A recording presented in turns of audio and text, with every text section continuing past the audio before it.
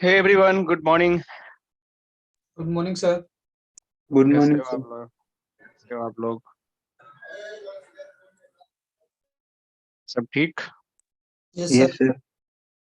Good आप good. कैसे हो? बस ऑल गुड। आप लोग के साथ ही हैं। Thank you. एक आध मिनट तो और फिर हम स्टार्ट करते हैं, ठीक है? तो क्या चल गया? ओके। तो सोनू, आपका हाथ रेज है। आप गलती से कर रखे हो या फिर कुछ क्वेश्चन है? क्वेश्चन है तो पूछ ले सकते हो आप। चलो हम स्टार्ट करते हैं सेशन को। तो सेशन हम हिंदी में ही करते हैं, ठीक है? थोड़ा सा इंग्लिश भी यूज करेंगे, हिंदी भी यूज करेंगे। तो आई थिंक आप लोग कंफर्टेबल हो गए। अगर कोई दिक्कत होगा तो बताना, ठीक है? जहाँ भी कुछ लगे कि नहीं समझ आ रहा, जस्ट लेट मी नो। तो मैं चीज़ों को ऑन ट्रैक ला सकूँ। आज का सेशन इंटरेस्टिंग होने वाला है क्योंकि आज कोर एसडीएन हम पढ़ने वाले हैं। कल तो चलो हम थोड़ा सा बेसिक के बारे में पढ़े कि एसडीएन के थोड़ी सी हिस्ट्री के बारे में एंड देन एसडीएन के बारे में थोड़ा समझे। बट आज हम चीज़ों को थोड़ा सा नेक्स्ट लेवल पढ़ेंगे। कुछ कंपोनेंट, क्यों एसडी बनाया, क्या इसके पीछे लॉजिक है, तो ये सारी चीज़ों को हम अभी पढ़ने वाले हैं। तो एज यूजल आप लोग को अगर कहीं भी डाउट लगे तो आप लोग पूछ सकते हो बेझिझक, राइट? तो बस एक मिनट और दो फिर स्टार्ट करते हैं।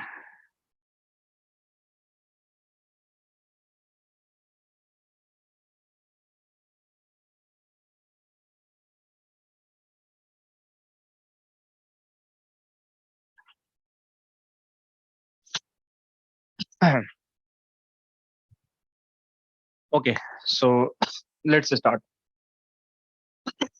Sorry. So good morning all, right? So again, we are going to continue our session, that is a day one session for the SD-WAN, ठीक है? और इसमें हम आज एक्सप्लोर करेंगे कि हमें SD-WAN की जरूरत ही क्यों पड़ी, राइट?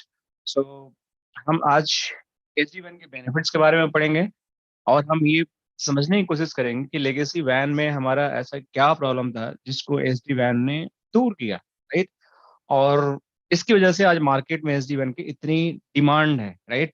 और एसडी-वैन इंजीनियर की भी डिमांड है। तो ये सारे क्वेश्चन का हम लोग आंसर एक्सप्लोर करने की कोशिश करेंगे और हम समझने की कोशिश करेंगे कि क्या ऐसी चीजें थी लेगेसी वैन में और जो नॉर्मल एसडी वैन उसको बेसिकली रिप्लेस करते जा रहा है क्योंकि उसमें कुछ कुछ प्रॉब्लम थी, राइट? तो सारी चीजें हम देखने की कोशिश करेंगे। तो सबसे पहले हम स्टार्ट करते हैं। इस चीज को समझने से पहले बेनिफिट तो हम बाद में समझेंगे, पहले हम स्टार्ट करते हैं कि कॉन्सेप्ट क्या है, एसडी वैन का कॉन्सेप्ट क्या है। तो देखो ये राउटर आप लोग देख रहे हो ना, ये एक राउटर है। ये राउटर का जो मॉडल है, आई एम श्योर कि आपने देखा होगा, इस पे लिखा हुआ है 7604। तो हमारे डिफरेंट डिफरेंट सिस्को का राउटर्स होते हैं। जैसे आपने सिस्को का राउटर सुना होगा, ये 1900 का भी हो सकता था, 1400 का भी हो सकता था, राइट? ये 900 सीरीज का भी हो सकता था, ये 4000 सीरीज का भी हो सकता था, ये 3000 सीरीज का भी हो सकता था, 1000 सीरीज का भी हो सकता था, और 9K सीरीज का तो भी चल ही रहा है। तो ये मतलब अगर स्टार्ट करो लोअर से तो बहुत छोटे छोटे राउटर से बड़े बड़े राउटर हो सकते थे और अभी भी हैं मार्केट में, राइट? इसी तरह से स्विच की जब बात करते हो, सिस्को स्विच की, तो ये भी बहुत छोटे छोटे स्विच से स्टार्ट होकर ये आपका आजकल के बहुत बड़े बड़े स्विच हैं। जैसे 3750 की बात करते हैं, 2900 की बात करते हैं, 3650 की बात करते हैं, 3850 की बात करते हैं, फिर 9K नेक्स, ऐसे सारे स्विच हैं जो आपको अभी मार्केट में अवेलेबल हैं। ठीक, एक तरीके से स्विच और राउटर, आप लोगों को डाउट नहीं है कि क्या होता है? अगर मैं थोड़ा सा विजुअलाइज कराने की कोशिश करूँ आप लोग को, क्योंकि विजुअलाइजेशन भी बड़ा जरूरी है हमें बीच बीच में। मैं यहाँ जाता हूँ और मैं यहाँ लिखता हूँ स्विच एंड राउटर। तो स्विच राउटर के अगर डायग्राम देखोगे तो आपको बहुत सारे, मैं मोर स्पेसिफिक करता हूँ स्विच एंड राउटर, तो आपको बहुत सारे देखो। ये क्या है आपका? ये आपका राउटर है। देखो कैसे केबल कनेक्ट होते हैं, क्या होते हैं। तो आप लोगों को दिमाग में एक पिक्चर जरूर बननी चाहिए, ये भी क्या है? स्विच और राउटर को कैसे हम इजीली पहचान सकें। देखो सबसे आसान तरीका होता है स्विच और राउटर को इजीली पहचानने के लिए। जो मेरा स्विच होता है, कमलेश जी आप कुछ पूछना चाहते हैं? आई थिंक आपका माइक म्यूट पे नहीं है, कुछ नॉइज आ रहा है, तो आप म्यूट कर लीजिए, ठीक है? जब क्वेश्चन होगा तो आप अनम्यूट करके पूछ लीजिएगा या आप चैट में भी लिख ओके सकते हैं। Sir. Okay. Thank you for understanding.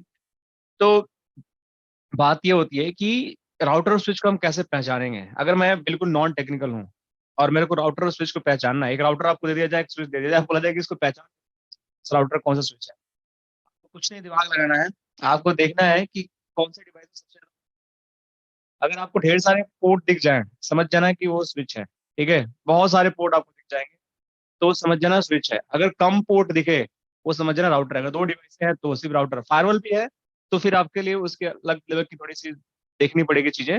लेकिन स्विच राउटर की जहां बात है तो स्विच में हमेशा ज्यादा पोर्ट होता है और राउटर में बहुत ही कम, 6 होंगे, कुछ कार्ड्स लगे हो सकते हैं, 6-7 भी मिल सकते हैं, बट कम होता है। बट आपको इस तरीके से आइडेंटिफिकेशन करना पड़ेगा।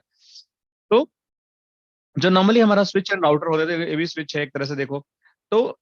इस स्विच भी आपको दो तरीके के स्विच आते हैं, जो लेयर 3 स्विच भी हो सकते हैं, लेयर 2 स्विच भी हो सकते हैं। तो आपको बेसिकली ये भी आइडेंटिफाई करना है कि कौन सा स्विच मेरा लेयर 3 है, कौन सा स्विच मेरा लेयर 2 है, राइट। सो इसको भी आपको आइडेंटिफाई करना है। अब बात आती है कि जब हमने स्विच को आइडेंटिफाई कर लिया तो इनसे एसडीएन से लेना देना क्या है, क्यों मैं बता रहा हूँ। ये बड़ा जरूरी है समझना है, क्योंकि लेना देना है इनका। इनका बिना लेने देने से हमारा काम नहीं चलने वाला है, तो इनका लेना देना आपस में है, तो आप लोग को इस पे थोड़ा सा ध्यान देना पड़ेगा। तो धीरेन्द्र जी आप अनम्यूट म्यूट कर लीजिए प्लीज, आपसे रिक्वेस्ट है मेरा। धीरेन्द्र जी, मैं म्यूट कर देता हूँ। ठीक है। तो जो स्विच और राउटर का क्या लेना देना है, ये है बहुत जरूरी आपको समझना। इसलिए मैंने जो गुड मॉर्निंग पंकज सर।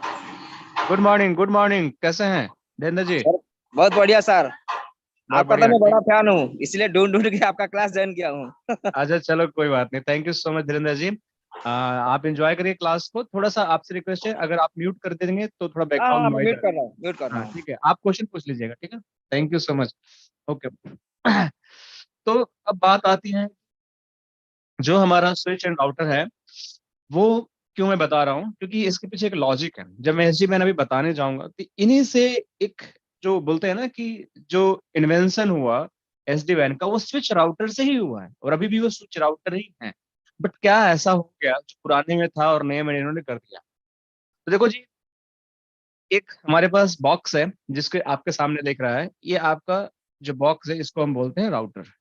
ये स्विच भी हो सकता है, ये आपका लेयर 2 स्विच हो सकता है और लेयर 3 स्विच हो सकता है। अब लेयर 3 स्विच हुआ तो इसके अंदर राउटिंग की भी कैपेबिलिटी होगी एंड स्विचिंग भी कर सकता है, तो इसको भी हम यूज कर सकते हैं इस राउटर के बदले।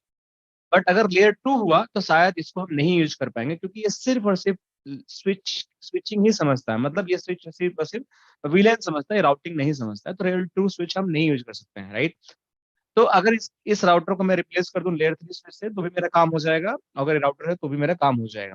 स्विच कर दूंगा लेयर 3 तो इसमें दो फायदे हो जाएंगे कि एक साइड स्विचिंग कर देगा, ढेर सारे पोर्ट भी मिल जाएंगे, और मेरा राउटिंग का भी काम हो जाएगा, सारे राउटिंग प्रोटोकॉल भी वो चला देगा। तो अब बात आती है कि भाई क्या ऐसी चीज थी जो इसको यूज करके एसडी वैन का आविष्कार हुआ, राइट। मोर, जब थोड़ा देसी लैंग्वेज में बात करते हैं तो जो आविष्कार, इन्वेंशन जो हम बोलते हैं कैसे हुआ, तो इसको समझते हैं हम। अब ये बॉक्स है, अगर किसी भी राउटर में आप बॉक्स में जाते हो तो इसमें तीन चीजें होती हैं। किसी भी बॉक्स के अंदर तीन चीजें होती हैं। एक होता है इसमें कंट्रोल प्लेन, राइट, आप लोगों को ध्यान रखना पड़ेगा। एक होता है इसमें आपका स्विच फैब्रिक, और जो थर्ड होता है इसको बोलते हैं आईओ मॉड्यूल। आईओ मॉड्यूल, इसका फुल फॉर्म होता है इनपुट आउटपुट मॉड्यूल, और इसको आप बोल सकते हो डेटा मॉड्यूल, आप बोल सकते हो इसको डेटा मॉड्यूल। ये सेम चीज अगर आप इसको समझने की कोशिश करो, डेटा मॉड्यूल में क्यों बोल रहा हूँ, क्योंकि इससे एक्चुअली आप डेटा देते हो और लेते हो, एक्चुअल जो डेटा होता है ट्रांसमिशन करते हो और रिसीव करते हो उसको, तो इसलिए इसको IO module, data module, input output module कुछ भी बोलते हैं। तो ये किसी भी राउटर और स्विच का एक एक कंपोनेंट होता है जो यूज होता है उसके प्रोसेसिंग करने में। अब राउटर करता क्या है, राउटर को हम यूज क्यों करते हैं, सबसे पहले बात, मैं बार बार फोकस करता हूँ बेसिक पे, बेसिक पे, बेसिक पे जाओ, क्योंकि ये बेसिक समझना बड़ा जरूरी है। राउटर की रिस्पॉन्सिबल होता है राउटिंग करना, राइट। राउटिंग कैसे करता है, ये करता है राउटिंग प्रोटोकॉल से, राइट। अब राउटिंग प्रोटोकॉल्स क्या होती हैं, राउटिंग प्रोटोकॉल्स आपके होते हैं, आपके स्टैटिक हो जाएंगे, राइट, आपके आपके फिर रिप हो जाएगा, राइट, आपका हो जाएगा क्या, EIGRP हो जाएगा, आपका हो जाएगा BGP हो जाएगा, आपका OSPF हो जाएगा, आपका IS हो जाएगा, आपका और भी एडवांस थोड़ा जाओगे तो MPLS भी एक तरह से राउटिंग प्रोटोकॉल का ही पार्ट है, but that is separate technology. तो ये सारे चीजें होती है, राइट। तो ये सारे, अब एक और आप OMP भी ऐड कर लो, अभी एक नया है, अभी आप सीखने वाले हो इसके बारे में, तो एक OMP को भी ऐड कर लो। तो ये सारे चीजें राउटिंग प्रोटोकॉल्स होती हैं, जो static, RIP, EIGRP, BGP, IS, MPLS and OMP, ये सारी चीजों को प्रोसेस करता है। मतलब OMP को हटा दो तो ये पहले सारे चीजों को प्रोसेस करता था OMP को छोड़कर। तो मैं थोड़ा सा OMP को यहाँ से भी मान के चलो कि इसको मैं हटा देता हूँ, OMP पहले नहीं था, तो ये इसके अलावा बाकी जो चीजें थी ये पहले करता था। तो राउटिंग प्रोटोकॉल चलती थी। अब राउटिंग प्रोटोकॉल को कौन चलाता है, राइट। सो राउटिंग प्रोटोकॉल को चलाने के लिए आपके राउटर में एक होता है CPU, जिसको हम बोलते हैं कंट्रोल फ्लो मॉड्यूल, इसी को बोलते हैं CPU। CPU ही आपका सारा कुछ प्रोसेसिंग करता है राउटर के अंदर। एक फिजिकल प्रोसेसर, जैसे मोबाइल आप खरीदते हो, मोबाइल के अंदर एक प्रोसेसर होता है जो आपकी पूरी मोबाइल की फंक्शनलिटी को चलाता है, राइट। एक उसमें सॉफ्टवेयर होता है जिसको OS बोलते हैं। उसी तरह से राउटर के अंदर भी एक सॉफ्टवेयर होता है जिसको हम बोलते हैं iOS बोलते हैं। तो वो क्या करता है, ऑपरेटिंग सिस्टम, जैसे आप लैपटॉप में आप विंडो डालते हो, लाइनेक्स डालते हो, मैक OS डालते हो, सारे ऑपरेटिंग सिस्टम्स हैं, राइट। इसी तरह से राउटर के अंदर भी ऑपरेटिंग सिस्टम्स होते हैं जिसको हम iOS बोलते हैं, राइट। तो मोबाइल के अंदर उसको हम भी iOS बोलते हैं, या फिर आप एंड्रॉयड बोलते हो, कुछ भी। तो CPU सॉफ्टवेयर होता है। फिर क्या होता है, एक ports आपके लगे होते हैं बहुत सारे, जिसको आप इनपुट पोर्ट्स बोलते हो, आउटपुट पोर्ट बोलते हो। इसमें होता क्या है कि जैसे ये पोर्ट है, तो इस पोर्ट में जाकर आप क्या करते हो, एक PC कनेक्ट कर देते हो, राइट। और एक कंडीशन ये हो सकता है कि दूसरा पोर्ट मेरा यहाँ है, इसमें मेरा आकर एक दूसरा स्विच कनेक्टेड है, राइट। तो ये हो सकता है कि आपका स्विच है और इस स्विच के पीछे एक दूसरा PC कनेक्टेड है, राइट। तो ये एक आपका अलग PC हो सकता है, मैं यहाँ लिख देता हूँ, एक PC 2 हो सकता है, और ये डायरेक्ट किसी PC से कनेक्ट हो गया पोर्ट से, PC 1 हो सकता है। अब इसकी कुछ IP हो गया, मान के चलो 10.10.10.1/24। अब इस PC को इस PC से बात करना है। ध्यान से समझना है इस कॉन्सेप्ट को, क्योंकि ये बड़ा ही जरूरी है आप लोगों को समझने के लिए। सॉरी, क्या हो गया इसका, इस पे IP मैंने लिखा था ना, 10.10.10.1/24। और यहाँ पे मान लेते हैं कि चलो कि IP आपकी है 20.2/24, 1 या 2, कुछ भी IP ले लो, ये आपकी चॉइस है। अब इन दोनों PC को आपस में बात करने हैं इस राउटर के थ्रू। तो क्या होगा, ये PC जब बात करने की कोशिश करेगा तो एक पैकेट बनाएगा। जैसे PC है, PC 1 बात करने की कोशिश करते, एक पैकेट बनाता है। इस पैकेट के अंदर इसके लेयर 3 इंफॉर्मेशन हेडर्स को इसमें इनबिल्ट करेगा। अब इस लेयर 3 में क्या होगा, इस लेयर 3 में एक इसकी सोर्स IP होगी, राइट, और एक इसकी डेस्टिनेशन IP होगी। तो एक सोर्स IP, एक डेस्टिनेशन IP डालेगा। अब डेस्टिनेशन IP में PC से बात करना चाह रहा, तो यहाँ पे 20.20.20.2 लिख देगा, राइट। और सोर्स आईपी में 10.10.10.1। ये हो गया, ये पैकेट बन गया जिसको हम बोलते हैं लेयर 3 पैकेट। तो इसको बोलते हैं लेयर 3 पैकेट। सो इस लेयर 3 पैकेट के थ्रू ये प्रोसेसिंग कम्युनिकेशन होने वाला है। तो ये जब लेयर 3 पैकेट बनेगा, जैसे ही ये PC इस पैकेट को पंट करेगा, पंट मीन्स में से इस पे जैसे ही इंजेक्ट करेगा इस पर्टिकुलर, ये इथरनेट से कनेक्टेड हो सकता है, आपका ये RJ45 केबल है जो आपके PC में कनेक्ट हो सकता है, राइट। सो ये RJ45 केबल से क्या करेगा इस पर्टिकुलर PC को, मीन्स इस पर्टिकुलर पैकेट को ये राउटर क्या करेगा।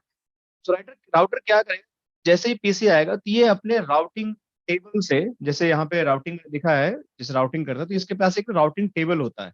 सो राउटिंग टेबल में जाएगा और राउटिंग टेबल में जाने के बाद से पूछेगा, हे माय राउटिंग टेबल, तुम्हारे पास क्या इस पर्टिकुलर डेस्टिनेशन के लिए कोई राउट है। तो ये राउटिंग टेबल से कंसल्ट करेगा कि मेरे पास डेस्टिनेशन IP आया है इस यूजर से इस पर्टिकुलर इंटरफेस पे, क्या तुम्हारे पास कोई ऐसी राउटिंग प्रोटोकॉल है।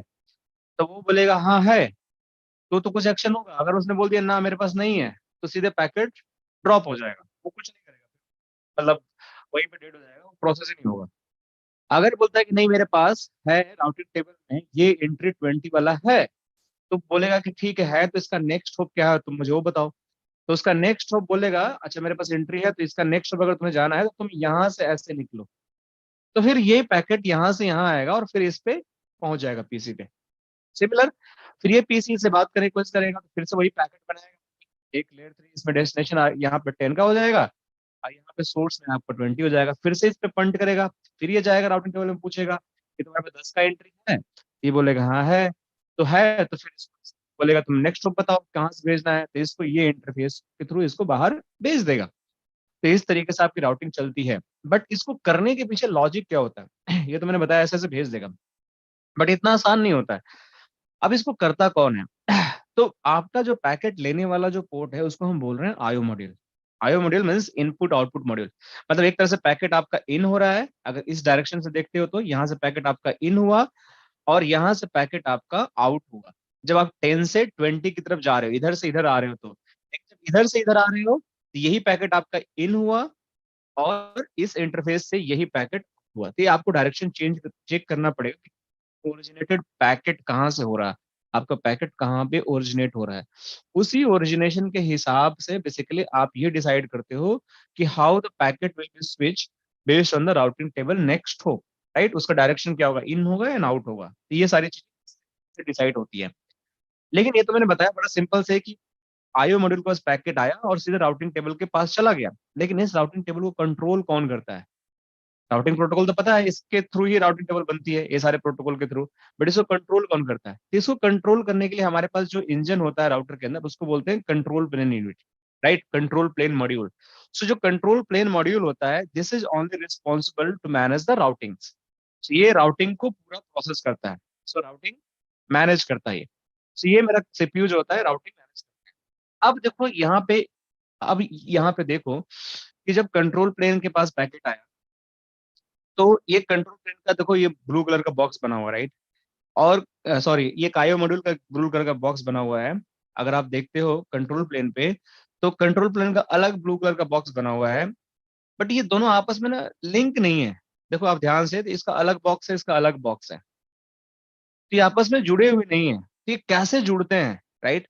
ये कैसे जाता है कंट्रोल प्लेन के पास, कंट्रोल प्लेन फिर इसके पास कैसे उसको इन्फॉर्मेशन को पास करता है, ये बड़ा इंपॉर्टेंट है समझना। देखो राउटर में ना तीन बेसिकली होते हैं, इसीलिए एक होता है स्विच फैब्रिक, देखो यहाँ पे लिखा हुआ है, और एक होता है कंट्रोल प्लेन, और एक होता है आईओ मॉड्यूल। तो होता क्या है कि जैसे ही कंट्रोल प्लेन के पास कोई मॉड्यूल जाता है, कोई भी पैकेट जाता है, बंट करता है इसके किसी भी पोर्ट पे, तो सबसे पहले वो जाता है अपने ब्रेन से बात करने के लिए। ब्रेन कौन है यहाँ पे, ब्रेन आपका जो है सीपीयू है। CPU is the brain of the router, तो इसको आप ब्रेन बोल सकते हो। एक्चुअली यही ब्रेन है, यही दिमाग है, इसके बिना कोई भी पैकेट प्रोसेस नहीं हो सकता है। तो वो जाता है अपने सीपीयू के पास, एनसीपीयू से पूछता है कि भाई तुम मुझे बताओ कि मुझे जाना है बाहर, मैं कैसे जाऊं, मैं क्या करूं कि मैं बाहर चला जाऊं। लेकिन ये ब्रेन पे जाने से पहले वो क्या करता है, तो ब्रेन पे जाने से पहले ना ये जाता है स्विच फैब्रिक के पास, कि जो पाथ है ब्रेन तक पहुंचाने का वो आपका स्विच फैब्रिक पहुंचाता है। स्विच फैब्रिक को आप इस तरह समझो कि एक तरीके से आपका एक बिल्डिंग है, राइट, ये वाली एक बिल्डिंग है और एक ये बिल्डिंग है, राइट। और आप सपोज करो कि इस बिल्डिंग का नाम है सीपीयू, जो आपकी पूरी ब्रेन है, और ये आपका मान है, मान के चलो ये बिल्डिंग का यहाँ पे गेट है, राइट। अब आपको इस गेट पे खड़े होकर आपको एक इंफॉर्मेशन लेना है कि इस पर्टिकुलर बिल्डिंग के अंदर मेरा आईटी रूम कहाँ है, आईटी रूम कहाँ है। तो एक तरीके से आपको इन्फॉर्मेशन लेना है, जो आपको इस गेट पे जो गार्ड हैं या कोई भी है वो बता नहीं सकता है कि कैसे आपको आईटी रूम में जाना है। वो आपकी इन्फॉर्मेशन बताएगा सिर्फ आपका ब्रेन, जो यहाँ पे सीपीयू का मैं ब्रेन बोल रहा हूँ। तो ये दो अलग अलग बिल्डिंग है और इनके बीच में कोई कनेक्शन नहीं है, तो कैसे बातचीत करोगे। तो इसके बीच में मैं क्या करूंगा, एक ब्रिज बना दूंगा, एक रास्ता बना दूंगा, और इस ब्रिज पे मैं क्या बोलूंगा कि अच्छा ठीक है, जो तुम्हें कुछ इन्फॉर्मेशन लेनी है तो तुम इस ब्रिज पकड़ के तुम सीपीयू के पास चल चल के जाओ, और सीपीयू पे जाने के बाद तो सीपीयू से तुम खुद ही पूछ लो कि भाई क्या है और क्या, मुझे आईटी रूम में जाना तो कैसे जाऊंगा। तो ये जो ब्रिज हुआ ना बेसिकली, ये जो मैंने ब्रिज डिफाइन किया यहाँ पे, ये बेसिकली ब्रिज हुआ। ये ब्रिज का काम जो करता है यहाँ पे, यही स्विच फैब्रिक करता है। तो स्विच फैब्रिक ऐसे ब्रिज करता है, मतलब दो कंपोनेंट को आपस में जोड़ने का काम, जिसके थ्रू आप यहाँ पे यहाँ से यहाँ जा सकते हो, मतलब यहाँ से यहाँ आपने जाया और यहाँ से आप यहाँ पे आ भी सकते हो। This is work done by the switch fabric, मतलब दो चीज को इसमें ब्रिज करना, कनेक्ट करना। तो होता है क्या है कि जैसे ही इन्फॉर्मेशन कोई पैकेट यहाँ पे आता है तो ये क्या करता है, इसके पीछे पीछे जाता है और यहाँ से ब्रिज पे थ्रू यहाँ पहुंचता है, ठीक है। और यहाँ से पहुंचता है तो ब्रिज बोलता है अच्छा ठीक है तुम्हें यहाँ जाना है, तुम यहाँ भेज देता है, ठीक है। तो ये पैकेट फ्लो ये हो गया। तो ये आपस में ना ये जो दोनों मॉड्यूल होते हैं जैसे आप कार्ड को राउटर के अंदर इंसर्ट करते हो, जैसे आप धक्का देके इसको लगाते हो तो इसमें एलईडी ब्लिंक होने लगती है। एलईडी ब्लिंक दिखते कैसे कार्ड है, मैं दिखाता हूँ आप लोग को, थोड़ा सा विजुअलाइज भी करो, मजा आएगा आप लोग को। तो राउटर्स लाइन कार्ड्स, देखो कैसा दिखता है। देखो ऐसे कार्ड्स दिखते हैं। देखो ये कार्ड ऐसे होते हैं, जिस बाहर दिख रहा है ना बिल्कुल प्लेन है, अंदर जाने के बाद नहीं ये पूरे ऐसे A6 लगे होते हैं, इस पे चिपसेट लगे होते हैं, इस पे बहुत सारे रैम हार्डवेयर लगे होते हैं, ये जाके ना पीछे चिपक जाते हैं। ये जो पिछला पार्ट देख रहे हो ना आप लोग, ये वाला यहाँ पे ऐसे, ये जाके पीछे ना A6 लगे होते हैं, जाके गया अंदर घुसा और जाके फिट हो जाता है। तो इस तरीके से ना ये हार्डवेयर होते हैं, कार्ड्स होते हैं, डिफरेंट डिफरेंट कार्ड्स होते हैं, इसको लाइन कार्ड हम बोलते हैं। ये लाइन कार्ड ही एक्चुअली इसका पोर्ट्स होता है, इस लाइन में बहुत सारे पोर्ट हैं, यही आपका, और इस पे जाकर आपको कम्युनिकेशन होता है। So basically this is how the line card is going to be work. तो इस लाइन कार्ड के बेसिस पे आप डिफरेंट डिफरेंट आप एक्शंस ले सकते हो, और डिफरेंट डिफरेंट एक्शन की बेसिस पे आप डिफरेंट डिफरेंट चीजें कर सकते हो। तो आई होप आप लोग ये चीजें क्लियर हो गई होंगी।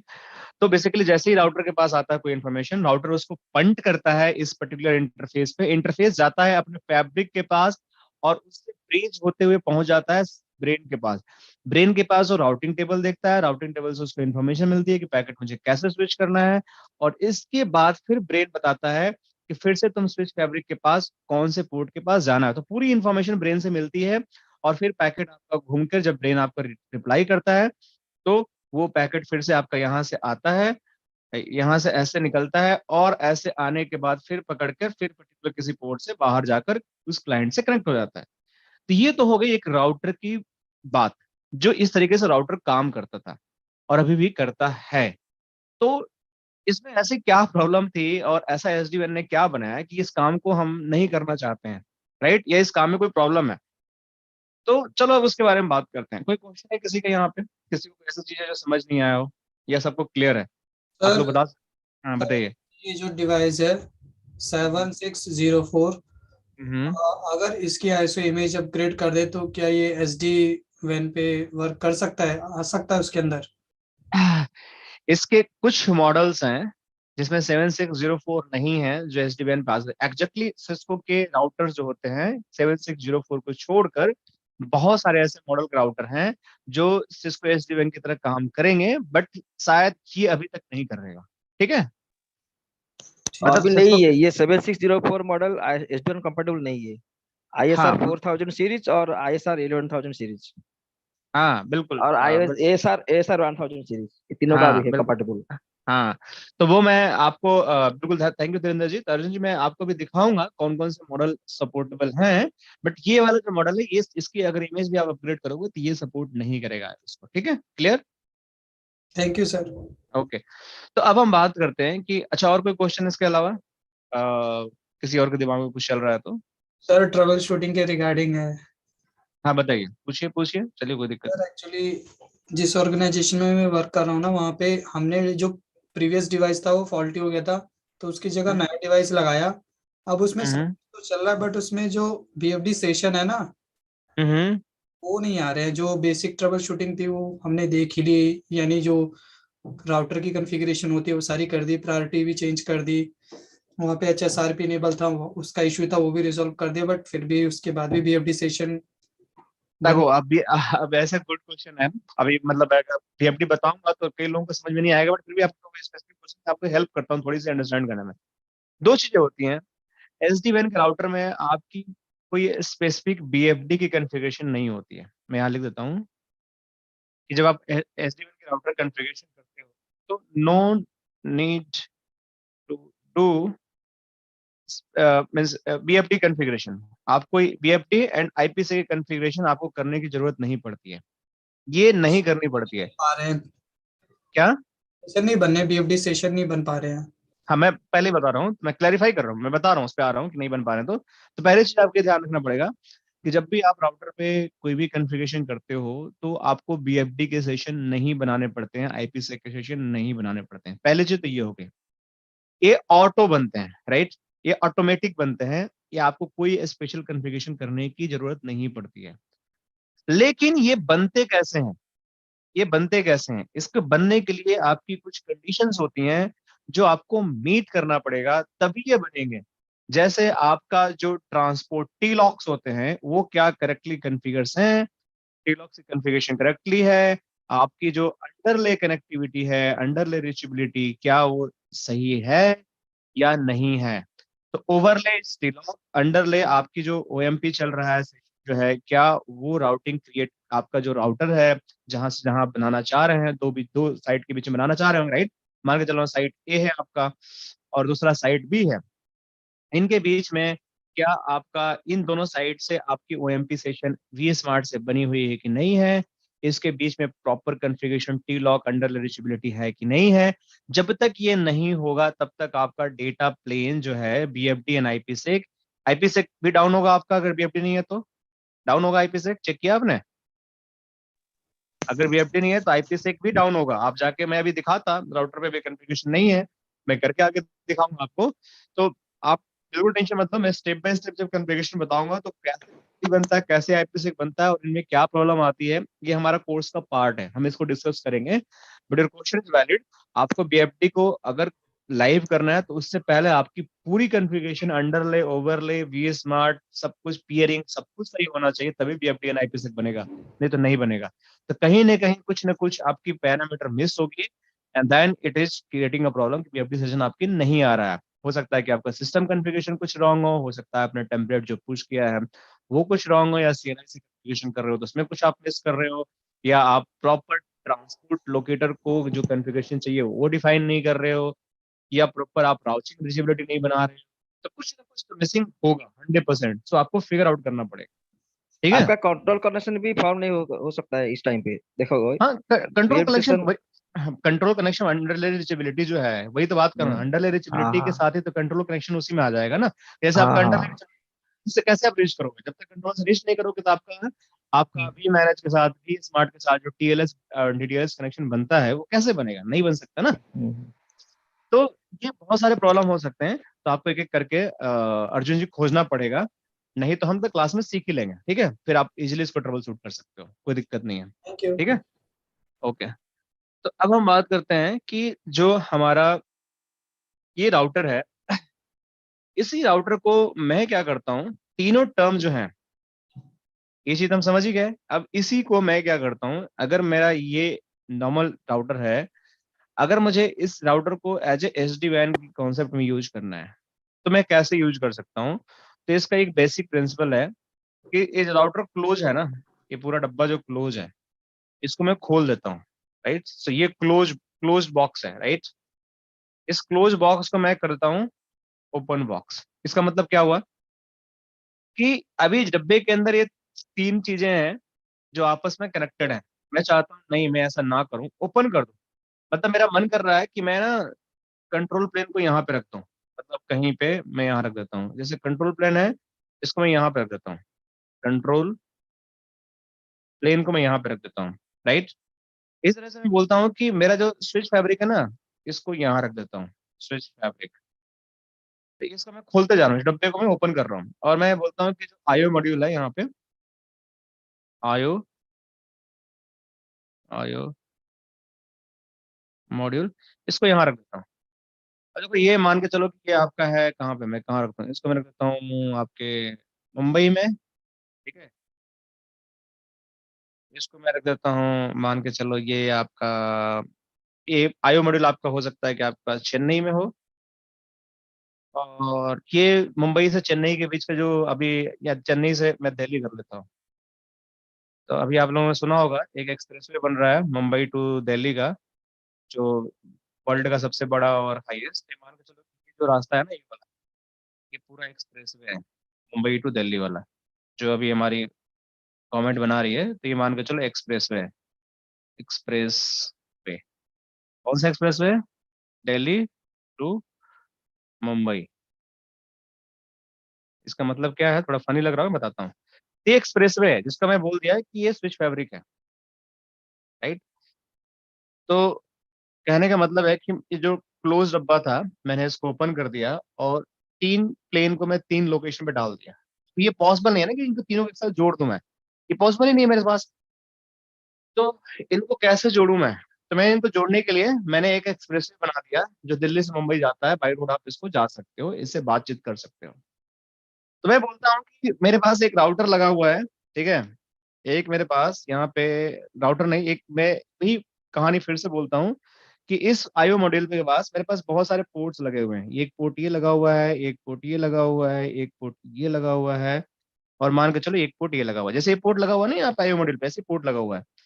अब इन पोर्ट्स पे क्या हुआ है कि कुछ ये एक यहाँ पीसी कनेक्टेड है, एक यहाँ पीसी कनेक्टेड है, कोई ऐसा आप मान लो। ध्यान समझना इस कॉन्सेप्ट को मैं क्या बताने वाला हूँ, बहुत इजी है बट बहुत रियलिस्टिक है, आपको ये समझ में आ जाएगा। कंडीशन वही है, PC1 को PC2 से बात करना है, राइट। PC1 को PC2 से बात करना, सेम वही चीजें हैं। यहाँ पे आपका 10.10.10.1 पैक और इसको 20.20.20.2 से बात करना है, राइट। यही सोर्स आईपी हो गया आपका, इसको सोर्स आईपी बोल दिया और इसका डेस्टिनेशन आईपी बोल दिया। बिल्कुल क्लियर, सेम कहानी, सेम कॉन्सेप्ट। बट अब ये जो पीसी है, ये पीसी के पास जैसे ही पैकेट आया, ये पीसी क्या करेगा, ये इसके आईओ मॉड्यूल को तो भेज दिया। अब इस आईओ मॉड्यूल को तो नहीं पता है कि मुझे 20 पे जाना है तो कैसे जाना है, तो ये क्या करेगा, अब ये अपने राउटिंग टेबल से बात करने की कोशिश करेगा। राउटिंग टेबल पे जाने के लिए क्या करेगा, ये राउटिंग टेबल पे जाएगा तभी तो इसको राउटिंग इंजन के बारे में पता चलेगी। तो ये क्या करेगा कि एक्सप्रेसवे से गाड़ी दौड़ाएगा। सपोज लो कार है, दौड़ाया यहाँ से एक्सप्रेसवे से, पहुंचते पहुंचते पहुंचते पहुंचते पहुंच के भाई, अब मैं पहुंचते भाई कि मेरे पास एक डेस्टिनेशन है, तो मुझे थोड़ा बताना है किस जाना है, कैसे जाना है। तो बोलेगा अच्छा तुम्हें यहाँ जाना है, तो मैं एक काम करो, ये लो इसका नेक्स्ट रूट। फिर ये फटाफट अपनी कार दौड़ाएगा, फिर पहुंचेगा, पहुंच जाएगा और इसको बता देगा। तो ये जो एक्सप्रेसवे है, यहाँ पे जो स्विच कैफे जुड़ा हुआ था ऐसे, यही एक्सप्रेसवे जो आपका मुंबई टू दिल्ली एक्सप्रेसवे है, ये हेल्प करेगा आपको एक बार जाने के लिए और फिर रास्ता बताने के लिए।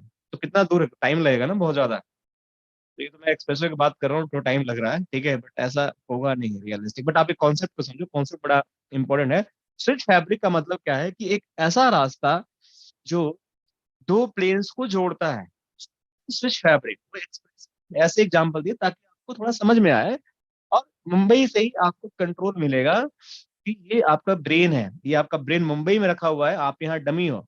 तो दिल्ली से एक पीसी से दूसरे पीसी से बात करना है तो भी आपको मुंबई जाना पड़ेगा, और मुंबई जाने के बाद आप इसको पता चलेगा कि मुझे कैसे इस पर्टिकुलर पीसी पे जाना है। उसके लिए आपको एक्सप्रेसवे पकड़ के जो रास्ता मैंने बनाया है कंट्रोल के पास जाने के लिए, उसको जाके वहां से ही आपको यहाँ पे आना पड़ेगा। This is known as switch fabric, controller and IO module. जो तीनों को मैंने स्प्लिट कर दिया, इसको बोलते हैं ओपन बॉक्स या स्प्लिट सॉल्यूशन भी आप इसको कह सकते हो, split solution. So split solution, तो स्प्लिट सॉल्यूशन में क्या हुआ, तीनों चीजें मेरी बिखर गई। ये जो मैं बात कर रहा हूँ ना, यही एसडी वैन है, यही एक्चुअली एसडी वैन है। ये जो कॉन्सेप्ट, जो सोल्यूशन मैं बात कर रहा हूँ, दिस इज कॉल्ड एसडी वैन solution.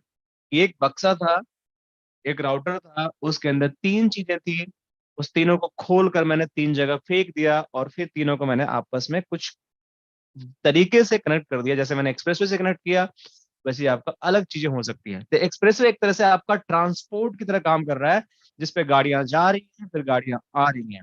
It is just transportation, it is acting as a transport. So this is called as a fabric. तो इस डायग्राम को याद रखना, और जो मैं अगला डायग्राम दिखाने जा रहा हूँ उसको देखो, अब कितना आपको इजीली समझ में आ जाएगा कि मैं क्या बताने की कोशिश कर रहा हूँ।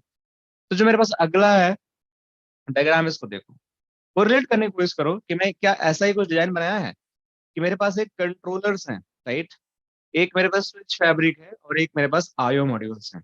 तीनों चीजें मैंने यहाँ ड्रॉ किया है, और यही राउटर के तीन पार्ट को मैंने अलग अलग प्लेन पे ड्रॉ कर दिया है। कुछ अलग तो मैंने किया नहीं है, तीनों चीजों को मैंने अलग अलग लोकेशन पे ड्रॉ कर दिया है। ये तीन चीजें मेरी बन गई हैं एसडी वैन आर्किटेक्चर। देखो साफ साफ लिखा हुआ, मैं कोई बना के नहीं बोल रहा हूँ कि मैं, मेरे को स्टोरी सुनाने का शौक है, मैं कुछ भी सुना दूं आप लोग को। This is something called SD वैन आर्किटेक्चर, यहीं से ड्रिवन हुआ, यहीं से आइडिया आया। लेकिन इस आइडिया को मैं जो बताया हूँ, हो सकता है आपके दिमाग में लगे यार एक्सप्रेसवे पकड़ के मैं मुंबई जाऊंगा फिर वहां से आऊंगा तो कितना टाइम लगेगा। यस, आपका क्वेश्चन वैलिड है, ये टाइम लगता था, पहले लगता था, इसलिए पहले एसडी वैन नहीं है, अभी 2-4 साल पहले इतना पॉपुलर हुआ। मैं 1990 की बात करूं तो एग्जैक्टली ये टाइम लगता था दिल्ली से मुंबई जाने में। आपको हो सकता था कि पहले आपको दिल्ली से मुंबई जाना हो तो आपको 40 hours लगते थे। लेकिन आज अगर आप 2023 एक्सप्रेस वे बन जाएगा तो आप 12 घंटे में पहुंच जाओगे, तो कितना टाइम ने सेव कर लिया। तो उसी तरीके से जो पहले के ट्रांसपोर्ट हुआ करते थे, जो ट्रांसपोर्ट हुआ करते थे पहले का ट्रांसपोर्ट का मतलब क्या हुआ, आईएसपी के ISP internet ISP internet connections. So ये जो ट्रांसपोर्ट हुआ करते थे पहले, ये इनकी परफॉर्मेंस लो थी। और अभी के जो ट्रांसपोर्ट हैं, जो अभी हमारे आईएसपी के ट्रांसपोर्ट हैं, that is internet connections are means high quality, आप बोल सकते हैं हाई। तो इसलिए पहले लगता था 40 घंटे, अब लगते हैं 12 घंटे। पहले लगते थे, मान लेते हैं एक पैकेट को दूसरे पैकेट पहुंचने में आपको लगते थे 2 सेकेंड्स। अगर मैं यहाँ बात करता हूँ, इसमें 2 सेकेंड का डिले होता था, जस्ट मैं एग्जांपल देता हूँ यहाँ पे 2 सेकेंड्स का। अब यहाँ पे हो सकता है कि आपका 20 मिली सेकेंड्स होता हो। ठीक है, तो आपका टाइम, एक कॉन्सेप्ट सेम है। तो एसडी वैन में क्या हुआ हमारा कि बेसिकली जो मेरा वीएच था, जो मेरा स्विच फैब्रिक था, राइट, जो मेरा कंट्रोल प्लेन था, स्विच वीएच मतलब मैं जो बोल रहा हूँ इसको आईओ मॉड्यूल अभी समझो, वीएच मत समझो कुछ। वीएच अभी आपको पता नहीं है कि वीएच क्या होता है। जस्ट थिंक कि ये जो आईओ मॉड्यूल है, basically it is going to connect with the switch fabric. जो स्विच फैब्रिक होता है, is it nothing, it is just transport. अब ये ट्रांसपोर्ट क्या होता है, ट्रांसपोर्ट जो होता है आपका आईएसपी के जो कनेक्शन होते हैं, it could with MPLS, it could with internet. और आप जो मोबाइल पे 4G आप यूज करते हो या 5G यूज करते हो, ये होते हैं। और ये आपके एयरटेल के हो सकते हैं, आपके वोडाफोन के हो सकते हैं, आपके नोकिया के हो सकते हैं। नोकिया तो नहीं कोई हमारे पास है, आइडिया है। सो आइडिया हो गया। तो ये सारे आपके ट्रांसपोर्टेशन करने वाले डिफरेंट डिफरेंट आईएसपी हैं, जो इन दोनों को कनेक्ट करते हैं। तो अगर यहाँ पे कोई बंदा बैठा हुआ है, यहाँ पे कोई बंदा बैठा हुआ है, और इस बंदे को यहाँ पे दूसरे बंदे से बात करना है, तो इसकी जो कम्युनिकेशन होगी, जब भी ये कम्युनिकेशन करने की कोशिश करेगा, तो अगर मान लो 1.1 पे है, यहाँ पे 2.2 पे है, तो इसको यहाँ से यहाँ पहुंचना है, तो ये ट्रांसपोर्ट पकड़ के जाएगा कंट्रोल के पास, बोलेगा भाई मुझे ना यहाँ जाना, रास्ता बताओ कैसे जाना है। तो ये कि इसको चिट्ठी देगी, रास्ता देगी, और उसके बेस पे फिर अगर एमपीएलएस से गया तो एमपीएलएस पकड़ के आएगा, और फिर इसके थ्रू यहाँ चला जाएगा। अगर ये इंटरनेट से गया तो इंटरनेट पकड़ के आएगा, फिर यहाँ चला जाएगा। 4G से गया तो 4G पकड़ के आएगा और चला जाएगा। या ऐसा भी हो सकता है कि ये पहले केस में आपका ये बंदा जो है, पहले केस में आपका किस केस में इंटरनेट से आपका 4G से पकड़ के चला, डिपेंड करता है सिनेरियो पे, जो फेल ओवर हम बोलते हैं। तो ये सारी चीजें, और आपका रिडंडेंसी जिसको बोलते हैं, ये सारी चीजें भी आपको देखने को मिलेगी। तो बेसिकली जो एसडी-वैन आर्किटेक्चर है, that is open open architecture, जिसको हम बोलते हैं डिकपल करना जो राउटर की जो चीजें हैं, जो एक कपल्ड वे में है, जो आपस में एक एम्बेडेड है, कनेक्टेड है, उसको डिकपल करके डिस्ट्रीब्यूटेड फॉर्म में अलग अलग लोकेशन कर, फिर उससे हमें राउटिंग स्विचिंग को अचीव करना। आप जब एसडी-वैन पढ़ने जाओगे ना, तो बहुत सारा आपको डिस्ट्रीब्यूटेड वर्ड मिलेगा, डिकपल वर्ड मिलेगा। तो इसका मतलब यही होता है कि डिकपल करना, डिस्ट्रीब्यूट करना, मतलब उस बक्से को खोल देना, स्प्लिट कर देना, और फिर उसको हम डिफरेंट डिफरेंट लोकेशन पे डालकर, और फिर हम उस पे डिफरेंट डिफरेंट राउटिंग को हम करते हैं। That is known as the SD WAN architecture. तो आई होप आप लोग को ये कॉन्सेप्ट क्लियर हुआ होगा। अगर नहीं क्लियर है तो भी पूछ सकते हो क्वेश्चन, क्योंकि हम इसमें कोई टेंशन की बात नहीं है। अगर कोई डाउट है तो फिर हम आगे बढ़ते हैं। ठीक है, तो मैं मान के चल रहा हूँ कि आप लोग की ये सारी चीजें क्लियर हो गई। ठीक है, और अभी जो कॉन्सेप्ट एसडी-वैन आर्किटेक्चर का है, आप लोग को क्लियर है।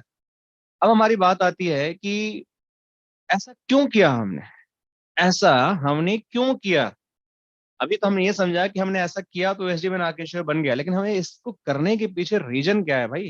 ऐसा क्या रीजन है कि मैंने ऐसा कर दिया, राइट। तो कुछ तो फायदा होगा कि ऐसा करने से पहले क्यों नहीं किया, अभी क्यों कर दिया। तो पहला रीजन ये है कि ऐसा पहले क्यों नहीं हुआ। पहले नहीं होने के पीछे रीजन ये है कि जो मैं बोला ना, ट्रांसपोर्ट मुंबई जाने का 90 में 40 घंटे लगता हो, लेकिन जाएगा तो 12 घंटे में आप चले जाओ इसको रोड से। पहले रोड से आपको 40 घंटे लगते थे, प्लेन से तो बट नेचुरल टाइम कम लगेगा। बट मैं ट्रांसपोर्ट रोड की बात कर रहा हूँ। तो डे बाय डे हमारा जो चीजें है ना, इम्प्रूव हो रहा है, हमारा ट्रांसपोर्ट मीडिया इम्प्रूव हो रहा है, राइट। इसी तरीके से जो पहले हमारे आईएसपी के कनेक्शन से इंटरनेट थे, आप लोग याद करो, जब आप लोग बचपन में पढ़ाई स्टार्ट किया, जब हमने तो पढ़ाई स्टार्ट किया था 2008-7 में, तो हमें याद है कि भाई हमें एक रात में कॉलेज में मूवी डाउनलोड करनी होती थी ना, तो 32 kbps का स्पीड आता था, ठीक है, या आपका 64 kbps का स्पीड आता था। हमें कोई एक मूवी देखना है, कोई भी मूवी देखना है, जैसे हॉलीवुड बॉलीवुड का, तो बड़ा ही क्रेज होता था। हम ना उसको डाउनलोड में टोरेंट में लगा के छोड़ देते थे, वो एक एक हफ्ते में, 1 वीक में डाउनलोड होती थी movie. So it was a crazy, और उसमें हम बहुत खुश होते थे, यार मूवी डाउनलोड हो गई, अब चलो हम मूवी देखेंगे बैठकर। तो it was like a craze कि एक हफ्ते में, 2 दिन में, 4 दिन में एक मूवी डाउनलोड हो रही है, उसमें हम बड़े खुश होते कि यार एक मूवी डाउनलोड हो गई, हमने फ्री में डाउनलोड कर लिया बिट टोरेंट से, और चलो अब देखते हैं। तो वो एक क्रेज था। बट आज अगर आप एक हफ्ते में कोई मूवी डाउनलोड करें आईएसपी, तो आप उसको उठा के घर से फेंक दोगे, राइट? आपको 10 मिनट में मूवी डाउनलोड चाहिए, या 5 मिनट में चाहिए, या हो सकता है कि आजकल तो 1 Gbps का कनेक्शन आ गया है इंटरनेट का, आपका विद इन फ्यू सेकेंड में आपका डाउनलोड हो जाए मूवी, 1 GB का हो तो इट्स लाइक कि आपको बहुत चीजें फास्ट हो गई है, पहले चीजें बहुत स्लो थी, अब चीजें बहुत फास्ट हो गई हैं। तो आपका जो आईएसपी ट्रांसपोर्ट था ना पहले, it was like very slow, it was a very slow, इस वजह से एसडी वैन सक्सेसफुल नहीं हो पाया। बट अभी जो आईएसपी है, आईएसपी ट्रांसपोर्ट जो है, इट्स वेरी रिलायबल, राइट? मैं लिख रहा हूँ यहाँ पे, it's very reliable. So if मैं बोलता हूँ कि it's very reliable, that means it's very fast. आप इस पे कुछ भी बेचते हो ना, अगर आजकल एमपीएलएस नहीं लेना है, आपको इंटरनेट सर्किट लेना है, तो आपको इंटरनेट सर्किट अगर लेना है, तो अगर आपको आज के 1 GB की भी इंटरनेट सर्किट मांगोगे ना आईएसपी से, 1 Gbps के, तो आपको वो लोग दे देंगे। 1 Gbps की स्पीड के भी आपको सर्किट आपको मिल ही रहा है, 5G मिल ही रहा है। तो आपको कोई टेंशन लेने की जरूरत नहीं है, और ये बहुत फास्ट होता है। अगर आपको कुछ कम्युनिकेशन, तो बहुत फास्ट होता है, ये हो जाएगा। तो पहली रीजन, ट्रांसपोर्ट आपका इतना रिलायबल हो गया कि एसडी वैन का सक्सेस का ट्रांसपोर्ट नहीं है तो एसडी वैन फेल है, और ट्रांसपोर्ट है तो एसडी वैन सक्सेस है। इसलिए आज के डेट में हाई ट्रांसपोर्ट का है, क्योंकि आपको एमपीएलएस पे डिपेंडेंसी खत्म हो गई। आप किसी टाइप के सर्किट लो, नॉन एमपी एमपीएलएस बहुत कॉस्टली होता है, एमपीएलएस कॉस्ट बहुत ज्यादा होता है, हाई कॉस्ट, राइट? सो एमपीएलएस का कॉस्ट बहुत हाई होता है, इसलिए आपको कस्टमर जो है इंटरनेट सर्किट्स को ज्यादा प्रेफरेंस देने लगे, और इंटरनेट सर्किट्स को प्रेफरेंस देने के साथ इस पे एसडी वैन यूज करने लगे, जिससे उनकी नेटवर्क की जो फ्लेक्सिबिलिटी है, लाइक राइट, फ्लेक्सिबिलिटी जो है वो काफी बढ़ गई, काफी बढ़ गई, काफी चीजें रिलायबल हो गई और काफी फ्लेक्सिबल हो गई। तो इस वजह से एसडी वैन का ग्रोथ हो गया, एक तो ये रीजन है। अब बाकी रीजन क्या है, उसको इसको करने की कोशिश करते हैं। अब बाकी रीजन आप समझो इस तरीके से, मैं इसको अब हटा देता हूँ सारी चीजें। सर बाकी रीजन मेरा एक जैसे, क्वेश्चन था। हाँ बताइए। सर जैसे कि आपने कहा कि एमपीएलएस कॉस्टली है, और अगर हम लीज लाइन लेते हैं तो वो उससे भी ज्यादा कॉस्टली है, तो इसमें नहीं, मैं बेस्ट। एक मिनट करेक्शन, थोड़ा सा करेक्शन, एमपीएलएस, लीज लाइन, जी। सेम सेम सेम, दोनों सेम है। आगे बोलिए, चलिए, ये हाँ कंफ्यूजन नहीं सर, होना है। जैसे हाँ, अगर एक कंपनी है तो वो क्या प्रीफर करेगी मोस्टली, एमपीएलएस या लीज लाइन या कुछ अदर ऑप्शन, ताकि उसको कम पड़े एसडी, उसको खाली एसडी वैन की अपनी साइट कनेक्ट करनी है। तो मैं बोल रहा हूँ एसडी वैन की जो बात कर रहे हैं, एसडी वैन में जब लीज लाइन की हम बात करें, तो हम मान के चलते हैं internet connection, sorry, MPLS lease line same होता है, ठीक है? या दूसरा ऑप्शन आपसे इंटरनेट है। इंटरनेट आपका जो होता है लो कॉस्ट होता है, लो कॉस्ट आपकी जो होती है सर्किट्स होती है। तो कस्टमर आजकल क्या कर रहे हैं, आजकल इंटरनेट सर्किट लेते हैं और इसको एसडी वैन फैब्रिक से इनबिल्ड करके दो साइटों को आपस में कनेक्ट कर देते हैं। जो एमपीएलएस बट आपकी सर सिक्के, हाँ बताइए। बट सर एमपीएलएस और लीज लाइन ये ज्यादा सिक्योर रहते हैं, और इंटरनेट आई गेस कम सिक्योर, ये सिक्योरिटी नहीं रहेगी ना इंटरनेट में तो। नहीं है, ऐसा ऐसा नहीं है, ऐसा नहीं है। देखिए, अगर इंटरनेट में सिक्योरिटी ना रहेगी तो लोग इंटरनेट क्यों यूज करेंगे, राइट? नहीं करेंगे ना। आप कॉर्पोरेट के देखिए, एमपीएलएस क्या करता है, थोड़ा सा आपका क्वेश्चन बहुत अच्छा है, मैं थोड़ा सा आइडिया देता हूँ कि एमपीएलएस की क्या होती है। जैसे आपकी दो ब्रांच में, थोड़ा सा इसको इस पॉइंट पे आ ही गए हैं, और थोड़ी इसकी बातें कर ही लेते हैं। अब मान के चलिए कि ये आपके एक एमपीएलएस क्लाउड है, और ये मान के चलिए आपका एक इंटरनेट क्लाउड है। तो मैं यहाँ पे इंटरनेट लिख देता हूँ, और यहाँ पे मैं एमपीएलएस लिख देता हूँ, राइट? अब क्या है कि मेरे पास एक ब्रांच यहाँ पे है, जिसको मैं ब्रांच 1 बोलता हूँ, BR1, और एक ब्रांच मेरा यहाँ पे है जिसको मैं BR2 बोलता हूँ, राइट? इस ब्रांच में मान के चलो ये स्विच है, इसके पीछे लैन है, ये भी स्विच है, इसके पीछे लैन है, तो मतलब डिफरेंट डिफरेंट यूजर्स कनेक्टेड है इन स्विच के पीछे। अब इस ब्रांच पे एक एक राउटर लगा होगा, राइट? एक राउटर लगा हो सकता है, या इस पे भी एक राउटर लगा हो सकता है। फिर मेरा कुछ ब्रांच यहाँ भी है, ये मान के चलो एक ब्रांच ये है, एक ब्रांच ये है, कुछ इस तरीके से ये मान के चलो ब्रांच 3 है, और ये आपका ब्रांच 4 है। यहाँ भी कुछ यूजर्स बैठे हुए हैं और यहाँ भी कुछ यूजर्स बैठे हुए हैं। हो सकता है कि आपका R1 है, ये भी आपका R1 है, ये भी आपका R1 है जो इससे कनेक्टेड है, ये इससे कनेक्टेड है, ये इससे कनेक्टेड है, और ये यहाँ पे भी R1 है जो इससे कनेक्टेड है। तो देखो, आपकी जो ये साइट है, जो ये वाली साइट है, जो आपकी ये वाली साइट है, ये आपकी MPLS साइट है, राइट? जिस पे MPLS कनेक्शन है। ये वाली जो साइट है आपकी, ये बेसिकली आपकी इंटरनेट साइट है। ये आपकी MPLS साइट है और ये भी आपकी इंटरनेट साइट है। तो मैं अगर बोलता हूँ कि अगर इस साइट से जो बात हो रही है, इस साइट के बीच में ये अनसिक्योर है, तो ये ट्रू नहीं है, ठीक है? ये ट्रू नहीं है। अगर मैं ऐसा बोलता हूँ कि MPLS की साइट MPLS से बात करिए सिक्योर है, ये ट्रू है, बट ऐसा मैं नहीं बोल सकता है कि इंटरनेट की जो साइट्स हैं वो अनसिक्योर हैं, राइट? इसके पीछे भी यहाँ म्यूट कर रहा हूँ मैं आपको, थोड़ा सा नॉइज आ रहा है। तो मैं ऐसा बोलता हूँ कि ये दोनों साइटें हैं तो ये अनसिक्योर है, तो ये ट्रू नहीं है। देखो, MPLS आपका क्या होता है कि MPLS बेसिकली आपको एक प्राइवेट VPN कनेक्शन देता है, end to end, right? VPN connection, L3 VPN, जिसमें आपका इस राउटर से जो भी ट्रैफिक निकला, ये यहाँ तक पहुंचने के साथ आपका पाथ बिल्कुल प्राइवेट रहता है। इसके अंदर किसी दूसरे यूजर का ट्रैफिक नहीं जा सकता है।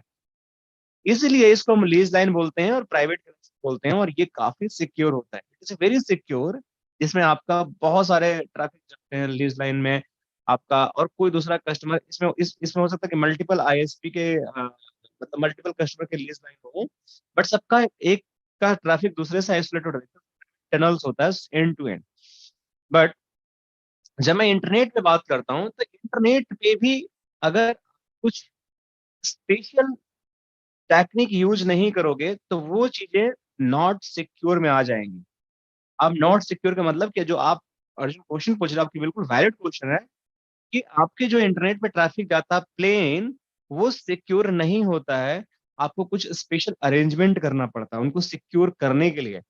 इसीलिए हम क्या करते हैं, कुछ IPsec VPN का कॉन्सेप्ट यूज करते हैं। आपने सुना होगा IPsec VPN।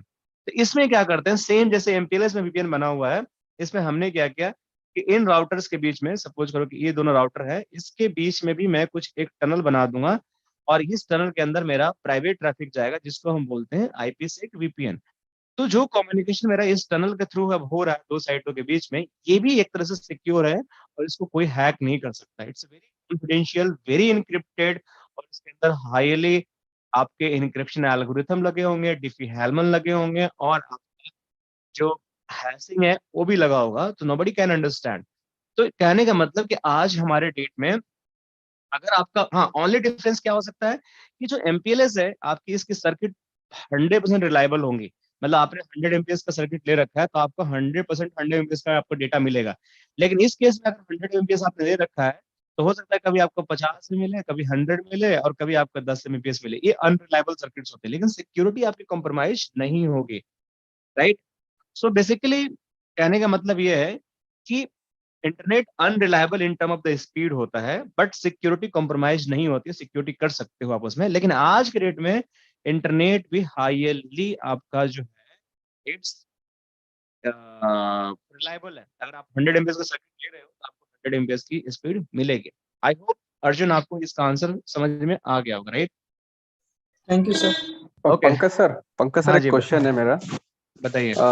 Good morning good sir. Morning ये शेखर। मेरा क्वेश्चन है, डीसी और डीआर जो हमारा लिंक होता है, हम लोग रेप्लिकेशन करते हैं ऑर्गेनाइजेशन में, तो वहाँ पे हम्म हम लोग लीज लाइन परचेज करते हैं कि हम्म डेडिकेट लीज लाइन की हमें स्पीड, जैसे 100 MBPS का लिया हमने या 500 MBPS का, जैसे ज्यादा डेटा है हम्म वो डेडिकेट रहता है। वो एमप्लेस नहीं रहता ना, एमप्लेस शेयरिंग रहता है ना, बैंडविड्थ की शेयरिंग बैंडविड्थ प्रोवाइड करता है क्लाउड से, लाइक।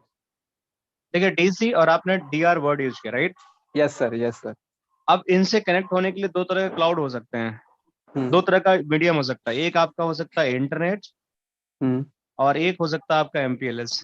यही दो तरीके हो सकता है ना, आप इससे कनेक्ट ऐसे कर सकते हो, इससे ऐसे कर सकते हो।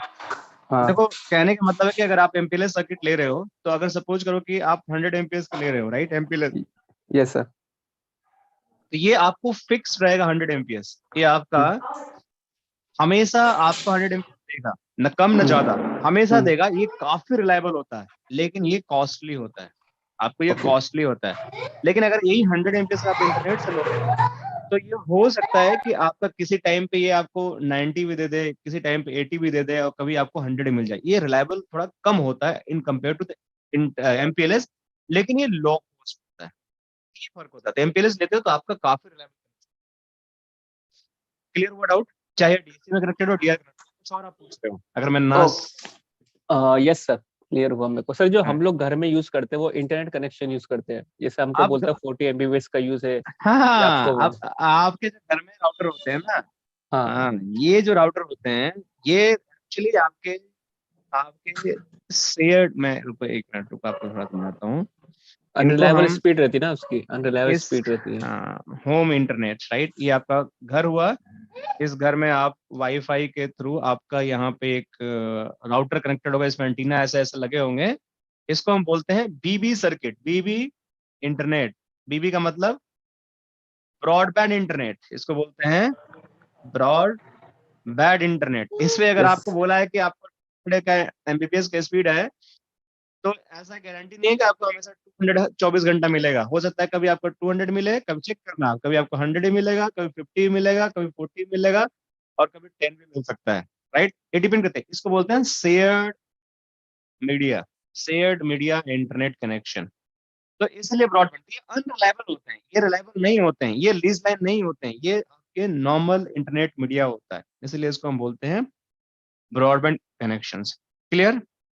Yes sir. अब मेरे पास एक क्वेश्चन आया है, एक मेरे व्यूअर हैं यूट्यूब से देख रहे हैं हम, एक तो है बोल रहे हैं कि सर वर्षा कब लॉन्च करोगे। देखो जी, वर्षा हम लॉन्च करेंगे जल्दी, थोड़ा मेरे पास बैंडविड्थ की दिक्कत है, एक्चुअली मेरे बैच बहुत सारे हो गए हैं, तो थोड़ा सा मैं मेरे पास टाइम नहीं है पढ़ाने के लिए वर्षा। तो मैं कोशिश करता हूँ कि जल्दी से जल्दी एक आध बैच फिनिश हो तो वर्षा ही मैं launch करूंगा एसडी1, क्योंकि कई लोग क्वेरी आ रखी है मेरे पास और कई लोग वेट कर रहे हैं वर्षा के लिए, तो मैं जल्दी ही लॉन्च करूंगा, सॉरी फॉर दैट। दूसरा क्वेश्चन फिरोज पूछ रहा है मेरे से कि sir what is VRF, right. So Firoz ji, VRF जो होता है ना, इसको बोलते हैं virtual routing forwarding, right. So मैं लिख देता हूँ यहाँ पे, वर्चुअल राउटिंग फॉरवर्डिंग, सो इसको बोलते हैं वीआरएफ। इसका मतलब क्या होता है, अब समझो। मतलब ये होता है, एक राउटर होता है, जैसे आपका राउटर है, मान के चलो कि ये आपका राउटर है, इस राउटर के अंदर एक राउटिंग टेबल होती है, राइट। इस राउटर के अंदर एक राउटिंग टेबल होती है। अब इस राउटिंग टेबल के अंदर क्या होता है, सारे तरह की राउटिंग की इंफॉर्मेशन होती है, चाहे आपका रिप का राउटिंग हो या आपका स्टैटिक हो, कोई भी राउटिंग प्रोटोकॉल चला रहे हो, या आप ओएसपीएफ चला रहे हो, या आप बीजीपी चला रहे हो, चला रहे हो, ये सारे राउटिंग इंफॉर्मेशन आपके राउटिंग टेबल के अंदर होती है। लेकिन मैं चाहता हूं कि इस राउटर के अंदर बहुत सारी राउटिंग टेबल बन जाए, मतलब एक ना रहे, बहुत सारी बन जाए, तो मैं क्या करूंगा। तो बाय डिफॉल्ट जो एक राउटिंग टेबल, आप कोई भी राउटर खरीदते हो, ये राउटर आपका, जब राउटर आपने खरीदा, जैसे इसका नाम R1 है, तो डिफॉल्ट, बाय डिफॉल्ट, मैं लिख देता हूँ, याद रखना इस वर्ड को, by default one routing table will be inside of router. ठीक है, आपको रहेगा ही रहेगा, बाय डिफॉल्ट वन आपका राउटिंग टेबल रहेगा, जिसको तो बोलते हैं ग्लोबल राउटिंग टेबल। इसको हम बोलते हैं ग्लोबल राउटिंग टेबल।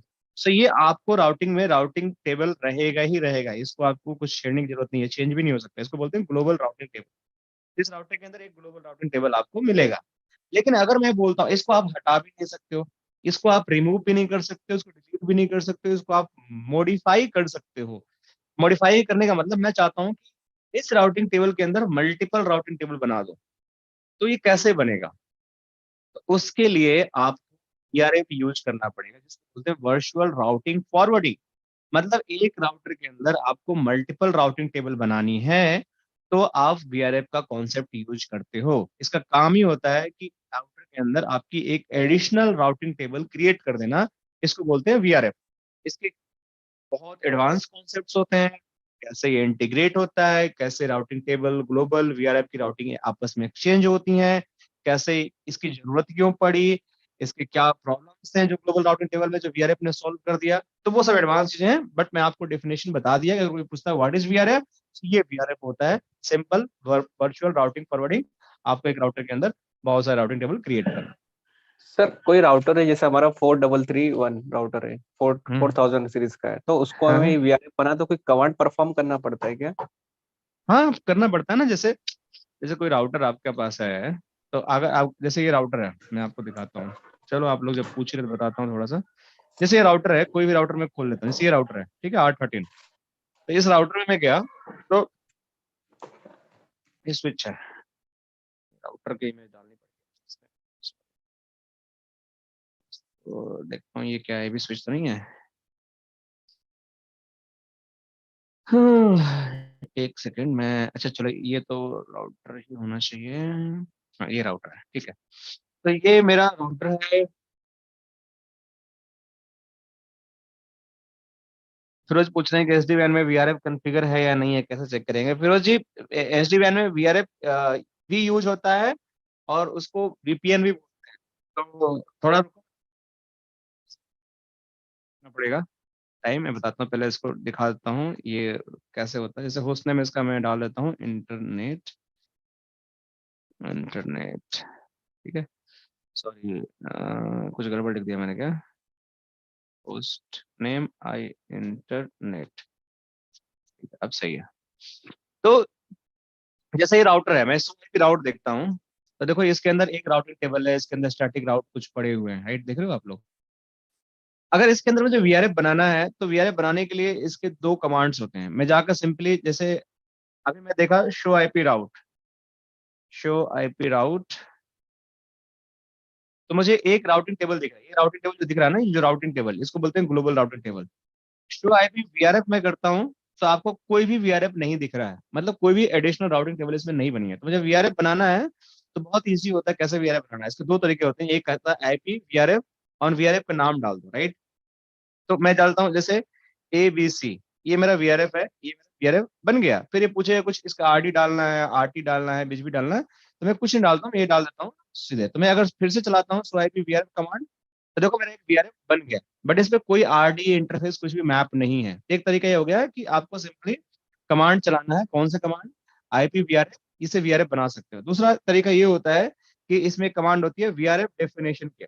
सो वीआरएफ डेफिनेशन में जाकर कोई भी आप वीआरएफ जैसे एक्स वाई जेड में बनाता हूँ, तो एक दूसरा तरीका होता है वीआरएफ बनाने का। तो मेरा एक और वीआरएफ बन जाएगा। अब दूसरा वीआरएफ मैं देखता हूँ, सभी वीआरएफ देखो, तो एक दूसरा वीआरएफ इसलिए नहीं दिखा रहा है कि उसके अंदर कुछ आपको एडिशनल चीजें, एड्रेस, फैमिली, आरडी, आरटी, जब तक मैप नहीं करोगे तब तक वो दिखाएगा नहीं। तो अगर मैं रनिंग कन्फिग्रेशन में दिखाता हूँ, तो देखो यहाँ पे दिखा रहा है आईपी वीआरएफ तो दिखा रहा है, बट आपका एक्स वाई जेड वाला नहीं दिखा रहा है, क्योंकि उसमें आपको कुछ एडिशनल फील्ड भी करना पड़ेगा। इस तरीके से वीआरएफ बनाते हो। फिर इसके अंदर राउटिंग कैसे होती है, वो एक अलग डेफिनेशन होता है, बट वीआरएफ बना सकते हो। अब मैं चाहता हूँ शो आईपी राउट, और मैं चाहता हूँ कि एक साथ में वीआरएफ की भी राउटिंग टेबल देख लूँ और एक साथ में ग्लोबल भी देख लूँ। तो उसका कमांड क्या होता है? तो मैं एक एस्ट्रिक यूज कर दो, यहाँ पे वीआरएफ लिख दो। आप आपकी एक मिनट, शो आईपी राउट, इसके अंदर वीआरएफ, देन ये कमांड आप यूज कर दो। तो ये क्या करेगा, देखिए अब ये कमांड बहुत लोगों को पता नहीं होता। इसमें क्या होता है कि आपके जितने वीआरएफ होंगे ना, उसका भी राउट दिखा देगा। देखिए वीआरएफ राउटिंग टेबल दिखा रहा है, एबीसी का भी दिखा रहा है और आपका ग्लोबल का भी दिखा रहा है, दोनों एक साथ दिखा रहा है। तो ग्लोबल भी दिखा देगा और जितनी वीआरएफ है, 10 वीआरएफ है, 10 का भी राउट दिखा देगा। तो ये ये इस तरीके से आप बेसिकली वीआरएफ को कॉन्फ़िगर कर सकते हो और वीआरएफ देख सकते हो। तो मैं इसको सिंपली रिलोड कर दे रहा हूँ, क्योंकि कॉन्फ़िगरेशन मुझे वीआरएफ का नहीं चाहिए। तो मैं इसको स्टॉप कर दे रहा हूँ, तो कॉन्फ़िग यहाँ पे चली जाएगी। अब फिरोज जी पूछ रहे हैं कि सर एसडी वैन में वीआरएफ कॉन्फ़िगर है या नहीं है, कैसे चेक कर सकते हैं? तो देखो एसडी वैन में फिरोज जी आपके दो कॉन्सेप्ट होते हैं, एक आपका सीएज होता है, एक वीएज होता है। तो देखो ये जो साइट है ना सीएज वाली, इस पे वीआरएफ नहीं यूज होता है। इसको हम जो यूज करते हैं, इसको हम बोलते हैं वीपीएन्स, इसको बोलते हैं वीपीएन, राइट। मैं लिख देता हूँ यहाँ पे, इसको वीआरएफ नहीं बोलते हैं। जो इस पे बनाएंगे अभी हम वीपीएन यूज करेंगे, वीपीएन्स होते हैं, राइट। और जो सीएच बनाएंगे इस पे वीआरएफ होते हैं। तो आपकी एसडी वैन की साइज अगर सीएच है, तो आप उसमें VRF कॉन्फ़िगरेशन देख सकते हैं कैसे कॉन्फ़िगर है। सो SD WAN रनिंग कॉन्फ़िगरेशन, आपको मैं कमांड दिखा रहा हूँ, क्या कमांड चलानी है आपको। आपको ये कमांड चलानी है, जैसे ये CH पे मैं गया, तो आपको जाकर इस पे कमांड चलानी है। मैं आपको चला के दिखा भी देता हूँ कि कैसे आप देख सकते हैं। ये है जो SD WAN रनिंग कॉन्फ़िगरेशन। तो ये कमांड चलाओगे तो आपकी SD WAN की रनिंग कॉन्फ़िगरेशन के अंदर जो भी VRF होंगे सारे दिखा देंगे। अगर ये SD WAN कमांड नहीं लगाओगे तो आपको नहीं दिखेगा। देखो सारे दिखा रहे हैं, तो इसके अंदर आपके VRF कोई कॉन्फ़िगर होगा तो दिखा देगा। सो MP है, SD WAN है, तभी इसमें कोई VRF हमने कॉन्फ़िगर नहीं किया है। तो VRF is equal to VPN। ये सेम होगा कॉन्सेप्ट। अगर VH है तो VPN बोलेंगे, अगर CH है तो उसको VRF बोलेंगे। तो कॉन्फ़िगरेशन आप देख सकते हो। VRF कॉन्फ़िगरेशन देखना है तो आपको ये कमांड चलानी पड़ेगी CH पे। अगर सेम चीज आपको VPN पे देखनी है तो किसी VH को मैं खोल के दिखा देता हूँ, उस पे यही कमांड आपको चलानी पड़ेगी। कैसे, मैं दिखाता हूँ आपको। जैसे राउटर है, इसको क्या हो गया, तो इसको मैं एडमिन में लॉगिन करता हूँ।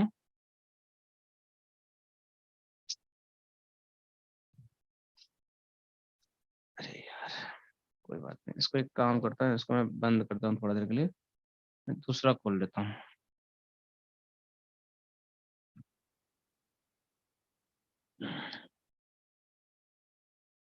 तो मैं जो बात कर रहा था, ये खोल लिया मैंने। इसको खोलने के बाद सुमति जी बोल रही हैं कि सर साउंड कभी कभी ठीक से नहीं आती है। आई थिंक मेरा साउंड तो सबको क्लियर आ रहा है ना, कोई दिक्कत तो नहीं है किसी को? सर बीच बीच में कभी कभी हो जा रहा है। हो जा रहा है यार, कैसे हो रहा है ये? आप लोग बताओगे मुझे तभी पता चलेगा ना, मुझे नहीं पता। सबको दिक्कत आ रही है क्या, बीच में कभी डिस्टर्ब हो जाती है? पता नहीं यार कैसे हो Yes, रहा sir. है। ओहो, तो प्रॉब्लम है यार। एक मिनट, ऐसा क्यों हो रहा है ये? अभी जब होगा तो मुझे आप लोग बताना, ठीक है? अभी जब ऐसी चीजें हों तो आप लोग मुझे बताना। बीच में साउंड की प्रॉब्लम आ रही है, मैं उसको सही करने की कोशिश करूंगा। देखता हूँ कोई एसपी का दिक्कत नहीं है।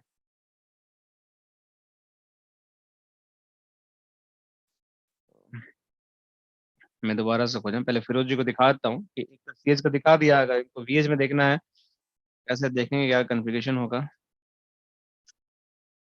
तो अभी सिस्टम इंस्टॉलेशन में है, थोड़ा वेट करना पड़ेगा हमें। तो ये थोड़ा सा समय लेगा, फिर ये दिखाएगा। फिर हमारी स्टोरी को कंप्लीट करेंगे जहाँ पे हमारी पेंडिंग थी स्टोरी। एडमिन अभी भी इंस्टॉलेशन पे है।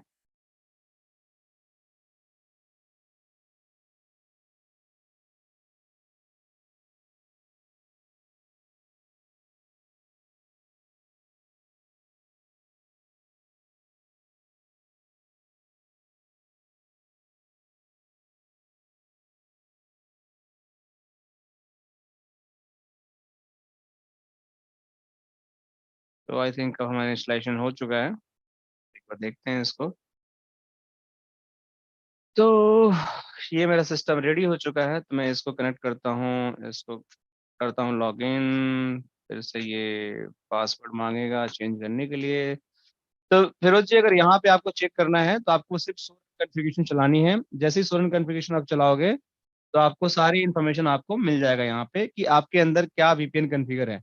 देखो बाय डिफॉल्ट आपको इसमें ना VPN 0 मिल रहा है, तो VPN 0 मतलब एक तरह से VRF ही है आपका, ये कोई दूसरी चीजें नहीं है, ये VRF ही है आपका। VPN 0 जो कॉन्फ़िगर है, तो इस VRF को आप ऐसे तरीके से देख सकते हो। VPN 512 कॉन्फ़िगर है, तो ये भी VRF की तरह ही काम करते हैं। इस तरीके से आप VRF चेक कर सकते हो। डिपेंड करता है, अगर CH है आपका तो आपको VPN की जगह VRF लिखा हुआ मिलेगा, अगर VH है तो आपको यहाँ पे VPN लिखा मिलेगा। इस तरीके से आप चेक कर सकते हो। होप आपका आंसर क्लियर हो गया। ओके, सो अब मैं बात कर रहा था कि हम लोग कहाँ थे। हम बात कर रहे थे कि ये आर्किटेक्चर की जरूरत क्यों पड़ी, बेनिफिट्स के बारे में बात कर रहे थे, राइट? तो इसको हम कंक्लूड कर लेते हैं, क्या बेनिफिट्स हैं, कैसे कैसे हैं, क्या चीजें हुई। तो देखो एक चीज तो मैंने बताया था कि इसको करने से फायदा ये हुआ कि आपका जो ट्रांसपोर्ट है वो काफी रिलायबल हो गया। रिलायबल से आप चीजों को आप एक्सचेंज कर सकते हो बहुत ही फास्टली। अब इसको ऑपरेशन पॉइंट ऑफ व्यू से सोचो, आपके 100 ब्रांच हैं, राइट? 100 ब्रांच हैं तो कितने राउटर होंगे? कम से कम एक ब्रांच पे 2 राउटर होगा। तो 100 इंटू 2 मतलब आपके जो टोटल राउटर होंगे 100 इंटू 2, आपके जो टोटल राउटर होंगे 200 होंगे। ये आपके राउटर्स हो जाएंगे, ये आपके राउटर्स हो जाएंगे। अगर आप इंजीनियर हो, आप लोग नॉक में काम कर रहे हो या फिर मतलब किसी भी इम्प्लीमेंटेशन टीम में या ऑपरेशन टीम में काम कर रहे हो, तो नॉक या ऑप्स में कहीं भी काम कर रहे हो, तो क्या होगा आपका? तो बेसिकली होना ये है कि जब आप इस तरह के कॉन्फ़िगरेशन को आपको अंजाम देना होगा, जिसपे आपको पूरे राउटर पे स्टैटिक राउट ऐड करना है, राइट? आपको कितने राउटर पे स्टैटिक राउट ऐड करना है? पूरे हर लोकेशन के राउटर पे, तो 200 राउटर पे आपको स्टैटिक ऐड करना है, राइट? तो आपको करना क्या पड़ेगा? आपको पूरे राउटर पे लॉग इन करना पड़ेगा, जितने भी आपके राउटर्स हैं सारी साइट्स पे लॉग इन करना पड़ेगा। आपके इंजीनियर्स लग जाएंगे, सबको लॉग इन करेंगे, सबको लॉग इन करेंगे, सबको लॉग इन करेंगे, और फिर जाके उस पे स्टैटिक राउट को ऐड करने की वो लोग कोशिश करेंगे। तो जब वो कोशिश करेंगे, तो बेसिकली उस कोशिश में ऐसा भी हो सकता है कि कुछ गलतियां भी हो जाए, राइट? क्योंकि देखो, राउटर जब मैं बात कर रहा हूँ, तब हम ये वाले राउटर की बात कर रहे हैं, पुराने वाले की। इस राउटर का अपना कंट्रोल ब्रेन है, इसका दूसरे से कोई लेना देना नहीं है, इसका दूसरे से कोई लेना देना नहीं है, इसका दूसरे से कोई लेना देना नहीं है। तो जो मैं इस पे करूंगा इसके लोकल ब्रेन में रहेगा, राइट? इससे कोई इन्फ्लुएंस, इससे लेना देना नहीं है। तो अगर मेरे 200 राउटर हैं, तो 200 पे ही मेरे को सब पे कॉन्फ़िगरेशन करनी पड़ेगी। तो एक तरीके से एक मोनोटोनस वर्क हो जाएगा, और लगेगा यार क्या मैं कर रहा हूँ, एक ही चीज को कॉपी पेस्ट कर रहा हूँ। और कभी एसएनएमपी की कॉन्फ़िगरेशन आ जाएगी, कभी राउटिंग लिस्ट, एक्सेस लिस्ट, कभी कुछ कुछ आते रहेगा, और आपको हर बार ऐसा करते रहना पड़ेगा, हर ब्रांच पे जाकर करना पड़ेगा। तो मैं बोलता हूँ यार एक काम करते हैं ना, ये जो ब्रेन है, जो सीपीयू है, जिस पर राउटिंग करना पड़ता है, इनको सीपीयू को सबके दिमाग से निकाल लेते हैं, सबका ब्रेन निकाल लेते हैं। और ब्रेन निकालने के बाद मैं ना एक जगह इनका इकट्ठा कर लेता हूँ। तो मैंने एक डब्बा बना लेता हूँ यहाँ पे। मैं क्या करता हूँ, ये एक डब्बा बनाया, और मैं बोला बेटा तू जो यहाँ पे तेरा ब्रेन है ना, तू यहाँ आ जा। तो सारे ब्रेन को मैं निकाल निकाल कर, ब्रेन बस, उनका हार्डवेयर को बात नहीं कर रहा हूँ, जितने भी 200 ब्रेन है ना, मैं इनको यहाँ निकाला और सबको इस डब्बे के अंदर डाल दिया। तो इस डब्बे के अंदर टोटल आपके 200 ब्रेन हो गए। तो ये 200 ब्रेन यहाँ पे आ गए। मान के चलो ये सब आपके 200 ब्रेन्स हो गए, जो यहाँ पे आ गए आपके इस डब्बे के अंदर। अब इस डब्बे के अंदर आपके 200 जब ब्रेन आ गए, तो ये तो डब्बे सारे ब्रेनलेस हो गए, राइट? अब ये ब्रेनलेस हो गए, इनके पास दिमाग है नहीं, तब ये कैसे काम करेंगे? तो अब काम करने के लिए फिर से उनको ब्रेन के पास जाना पड़ेगा। तो जो इनको हमने ब्रेनलेस किया ना, जो कॉन्सेप्ट हमने यूज किया इनको ब्रेनलेस करने के लिए और ब्रेन को इकट्ठा करने के लिए, तो जैसे ही हम ब्रेनलेस कर देंगे इनको, तो बेसिकली ये बन जाएंगे एक तरह से फिजिकल बॉक्स। और इनका सिर्फ यही काम रहेगा कि एक तरह से पोर्ट की तरह काम करेंगे, स्विच पोर्ट की तरह काम करेंगे। मतलब पैकेट आया और उसको भेजना है, लेकिन जब भी इनको भेजना पड़ेगा अपने ब्रेन के पास जाएगा। तो ये ब्रेन जो हुआ एक जगह सेंट्रलाइज हो गया, मतलब सारे ब्रेन को एक जगह सेंट्रलाइज कर दिए। तो इनको जब भी कुछ भी डिसीजन लेगा होगा, तो अपने ब्रेन के पास जाएंगे, किसके थ्रू? ये ट्रांसपोर्ट के थ्रू।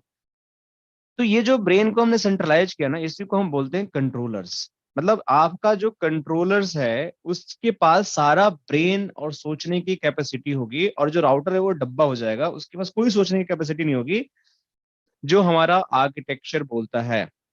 बट ऐसा नहीं है कि राउटर कुछ नहीं सोच सकता है, कुछ ऐसी कंडीशंस होंगी जिसमें राउटर भी कुछ सोच सकता है। वो क्या कंडीशंस होंगी? एडिशनल फीचर है, राउटर को दिया जाता है प्रिविलेज। जब कोई ऐसी नौबत आ जाए कि मेरा ब्रेन डेड हो गया, तो मैं मर गया? नहीं, ऐसा नहीं है, फिर भी तुम कुछ कर सकते हो, तुम्हारे पास कुछ स्पेशल अथॉरिटी मिलेगा कि तुम्हारा ब्रेन डेड हो जाए, तो कुछ चीजों को तुम यूज कर सकते हो। तो वो हम बाद में बात करेंगे। लेकिन ये जो कॉन्सेप्ट है ब्रेनलेस बनाना, डब्बों को, ब्रेन को इकट्ठा करना, that is known as SD वैन आर्किटेक्चर। तो जो एसडी वैन का कंट्रोलर होता है, that is combination of the all locations brain, जहाँ पे एक सेंट्रलाइज आपके सारे ब्रेन इकट्ठा हो जाते हैं और वहीं से डिसीजन होती हैं।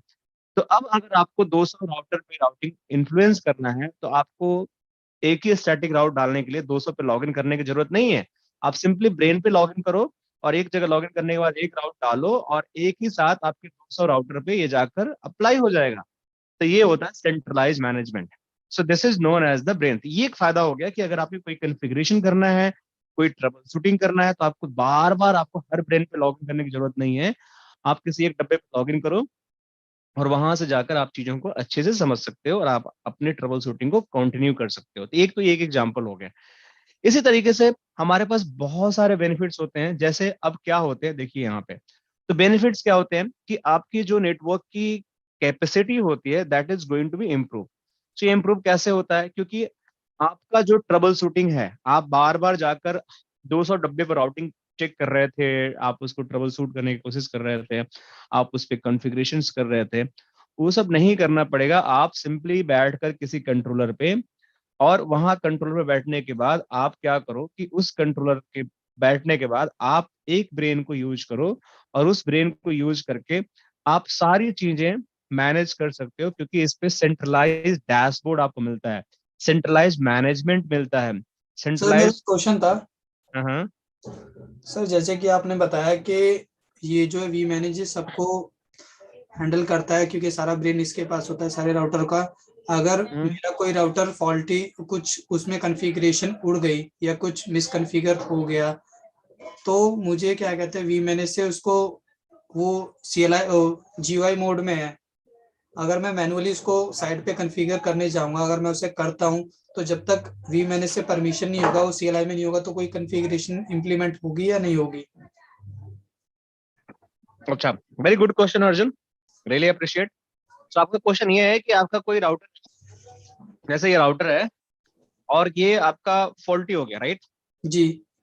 तो फॉल्टी होने के बाद ये तो पहले चीजें, अगर फॉल्टी हो गया तो क्या इसकी रिचेबिलिटी आपकी चली गई या है रिचेबिलिटी, पहले क्वेश्चन का। एक्चुअली फॉल्टी नहीं, अगर इसके अंदर कुछ मिस कॉन्फ़िगरेशन हो गई, अब ये GUI मोड पे वी मैनेज के साइड से, क्योंकि हम्म CLI और GUI मोड होते हैं। अब मैंने जो सारे कर रखे हैं वो मैंने GUI मोड पे कर रखे हैं।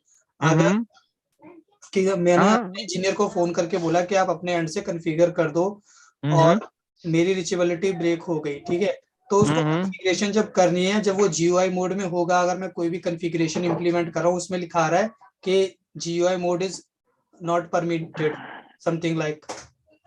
आपका क्वेश्चन बहुत ही वैलिड है, और इसका आंसर सिंपल सा, अगर स्ट्रेट फॉरवर्ड दूं, अगर आपका राउटर वी मैनेज मोड में है, ठीक है, अगर ये आपका राउटर वी मैनेज मोड में है, वी मैनेज मोड का मतलब क्या होता है, it is managed by vManage. इसका मतलब ये होता है कि कॉन्फ़िगरेशन पुश्ड बाय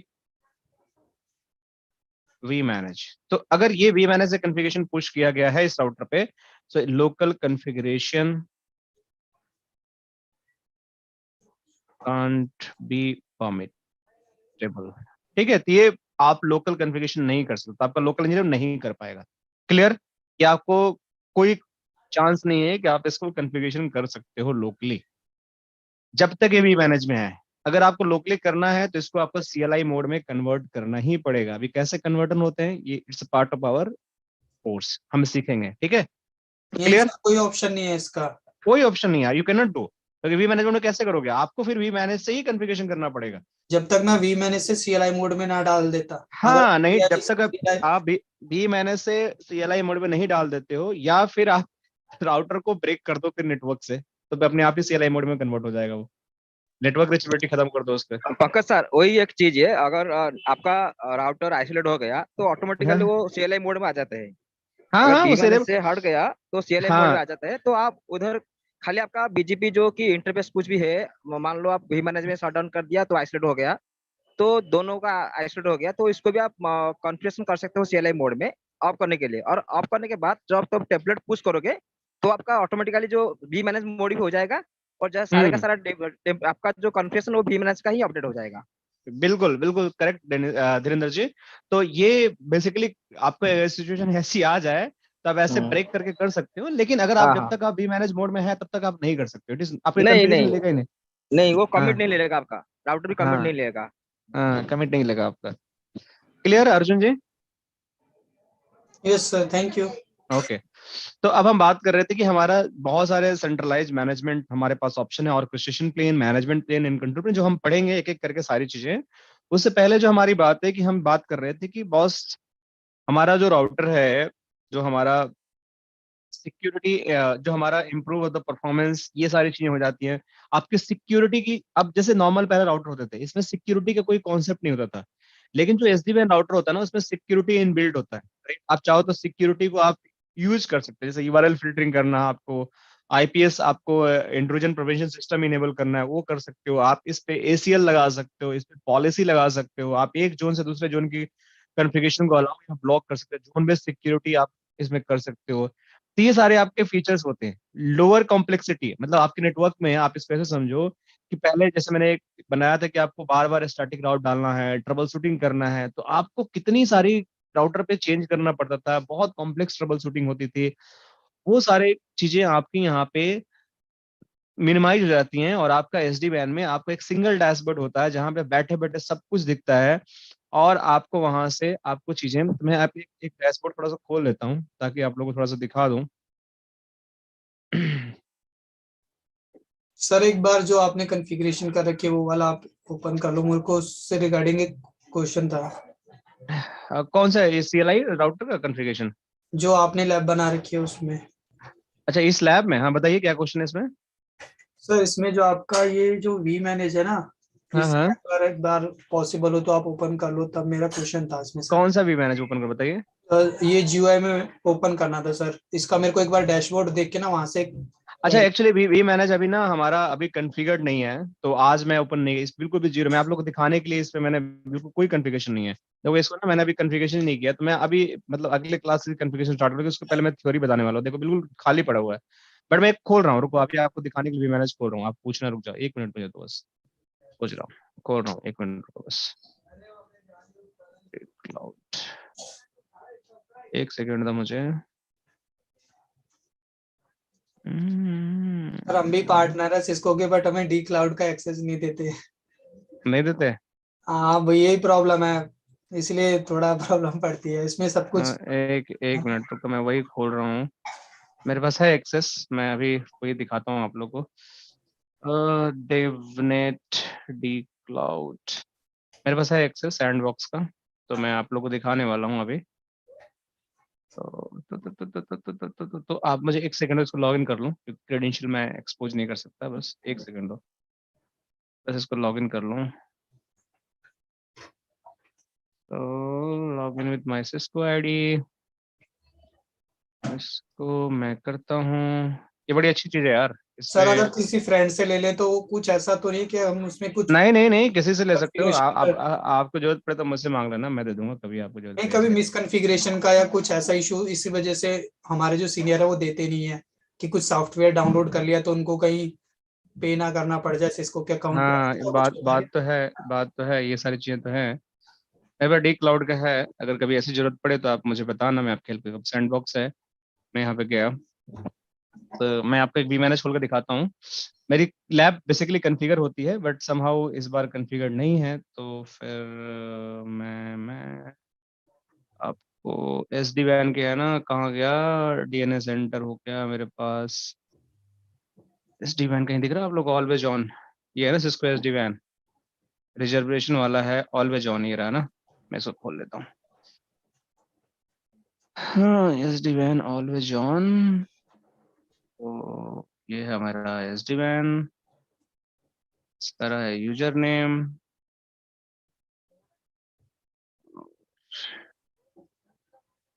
ये रहा इसका पासवर्ड।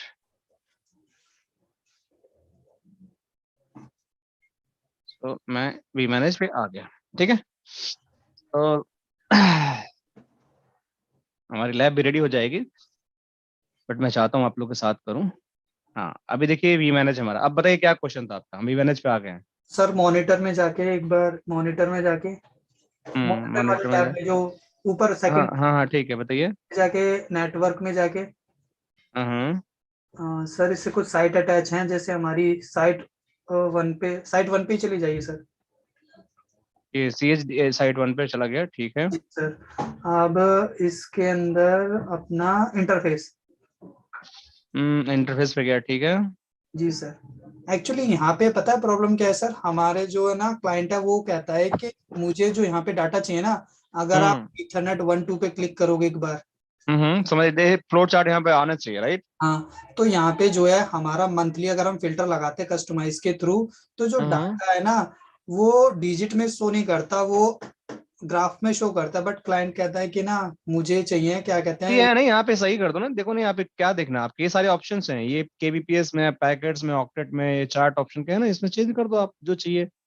बट सर डिजिट में नहीं दिखता ना, वो ग्राफ में दिखता है अगर मुझे मंथली चाहिए। और उस पे क्लिक करोगे तो डिजिट भी लिख के आएगा मेरे दोस्त, मैं आपको दिखाता हूँ। उस पे जब जब ग्राफ जब दिखेगा ना आपको, उस पे लाइन ले जाओगे ना ऐसे कर्जर, उस पे लिख के आएगा कितनी एमबीपीएस का आ रहा है।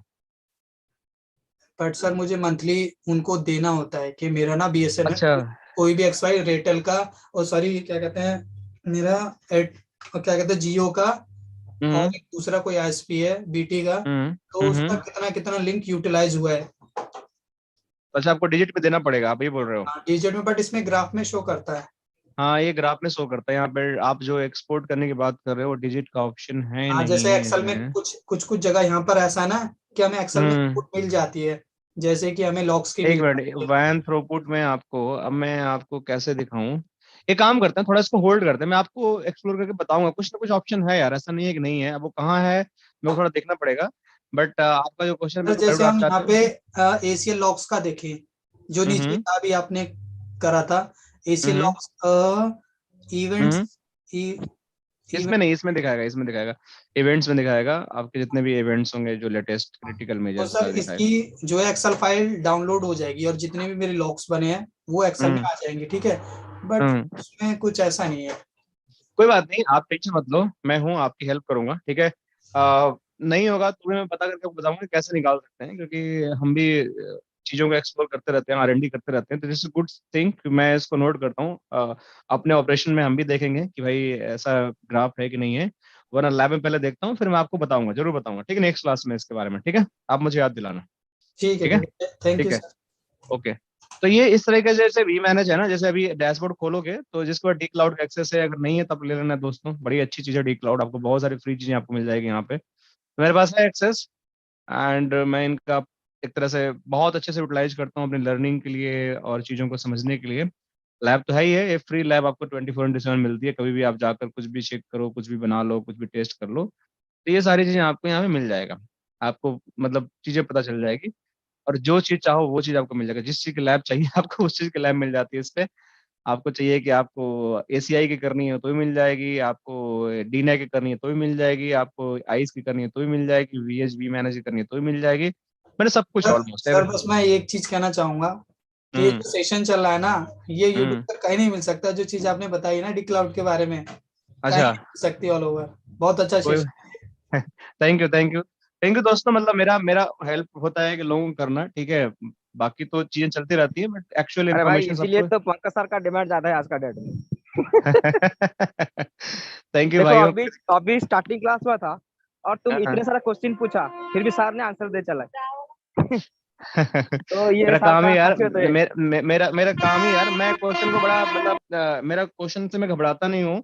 मैं सोचता हूँ कि लोग मेरे से ज्यादा से ज्यादा क्वेश्चन पूछें, ताकि उससे एक फायदा मेरे को भी होता है कि मैं चीजों को समझता हूँ, नहीं पता होता है तो मैं उसके लिए फिर पढ़ाई करता हूँ और आप लोगों को समझाने की कोशिश करता हूँ, तो मतलब यही एक खासियत, मैं हमेशा बोलता हूँ क्वेश्चन मेरे से पूछो, आपको जो पूछना है, गलत हो सही हो पूछो, एटलीस्ट हम उसको समझने की कोशिश तो करेंगे कि हाँ क्या है क्या नहीं है, ठीक है। चलो तो अब एक काम करते हैं कि एटलीस्ट ये बेनिफिट्स को हम थोड़ा कंक्लूड कर लेते हैं, और फिर आज का सेशन हम श्री गणेश यहीं पे खत्म करेंगे, फिर हम दोबारा कनेक्ट करेंगे अगले सेशन में। तो अब मैं बात कर रहा था ये कि थैंक यू यावर। मैं बात ये कर रहा था कि बूस्ट सिक्योरिटी, लोअर कॉम्प्लेक्सिटी, इसमें अब क्लाउड के फीचर्स को भी हम इनेबल कर सकते हैं, that is what cloud security. तो क्लाउड फीचर, क्लाउड सिक्योरिटी, तो ये जो पहला हमारा लेगेसी वैन था, that is not going to be integrated with anywhere with the cloud. अगर आप करते भी तो बहुत ज्यादा कॉम्प्लेक्सिटी होता था आपको, अगर एजूर के साथ करना है या फिर आप एडब्ल्यूएस के साथ करना है या फिर अलीबाबा या जीसीपी के साथ करना है, तो that is going to be like it's not cup of tea कि आप आसानी से गए और चीजों को डिजाइन करके आप कर दिए, आपको चीजों को करना पड़ेगा, आपको चीजों को समझना पड़ेगा, और उसमें कॉम्प्लेक्सिटी और पैसे भी खर्च करने पड़ेंगे, तब जाकर होगा। तो क्लाउड का integration was not easy for the legacy van, but SD van में है।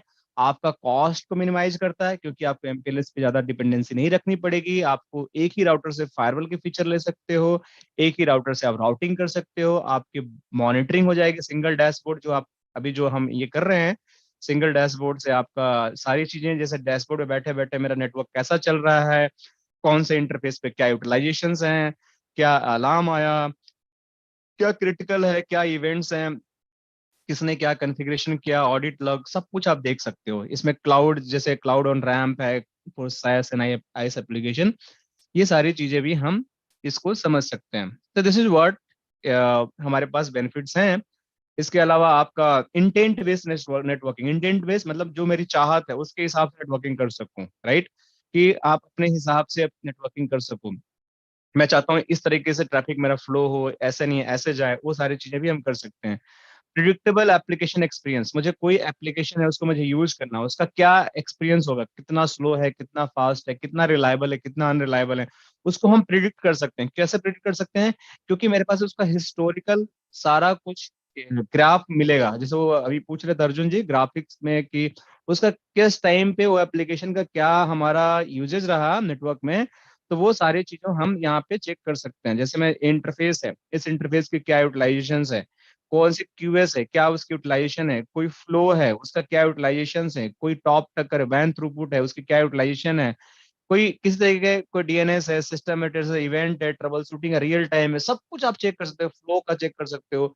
तो ना कहने का मतलब कि जो भी आपकी एप्लीकेशन है उसके अंदर क्या क्या डिफरेंट डिफरेंट आपके डीपीआई, आपका डीप पैकेट इंस्पेक्शन करना है, उस पर्टिकुलर एप्लीकेशन का लास्ट 24 आवर्स में उसने कैसे बिहेव किया, स्पेशल सेक्शन ही है देखो एप्लीकेशन का, वो सारी चीजें आप देख सकते हो। यहाँ पे दिखा नहीं रहा है क्योंकि ये डी क्लाउड है, यहाँ पे कुछ अभी इंटीग्रेशन नहीं है लैन की, इसलिए नहीं दिखा रहा, बट जब मैं दिखाऊंगा तो आपको वहां पे दिखेगा।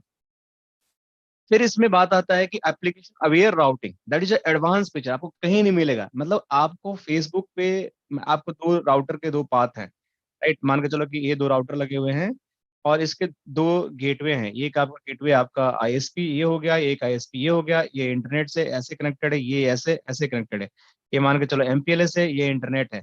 मैं चाहता हूँ कि यूट्यूब का ट्रैफिक मेरा इंटरनेट से जाए और व्हाट्सएप का एमपीएलएस से जाए, तो एप्लीकेशन के बेस पे भी राउटिंग हो सकती है। कभी कोई सोच नहीं सकता है कि ये it is possible in the application aware routing based on the applications. ये तभी हो सकती है जब आपको एसडी वैन पता हो। तो एप्लीकेशन मैं यूट्यूब का पाथ कहीं और से भेज दूं, व्हाट्सएप का कहीं और से भेज दूं, जीमेल का कहीं और से भेज दूं, फेसबुक का कहीं और से भेज दूं, ये सब पॉसिबिलिटी है। That is called application aware routing. तो आपको जब एप्लीकेशन अवेयर राउटिंग मतलब एप्लीकेशन के हिसाब से राउटिंग करना, ना कि डेस्टिनेशन राउटिंग टेबल के हिसाब से, ना लेयर 7 के हिसाब से राउटिंग करना, that is known as the application aware routing. Zero touch provisioning, इसका मतलब ये होता है कि आपका एक राउटर गया साइट पे जो एसडी वैन राउटर है, मैं इस पे कोई कॉन्फ़िगरेशन नहीं करूंगा, सिर्फ और सिर्फ एक तार लगा दूंगा जो वैन कनेक्शन होगा और इसको मैं पावर ऑन कर दूंगा, बस, और मेरा राउटर कॉन्फ़िगर हो जाएगा।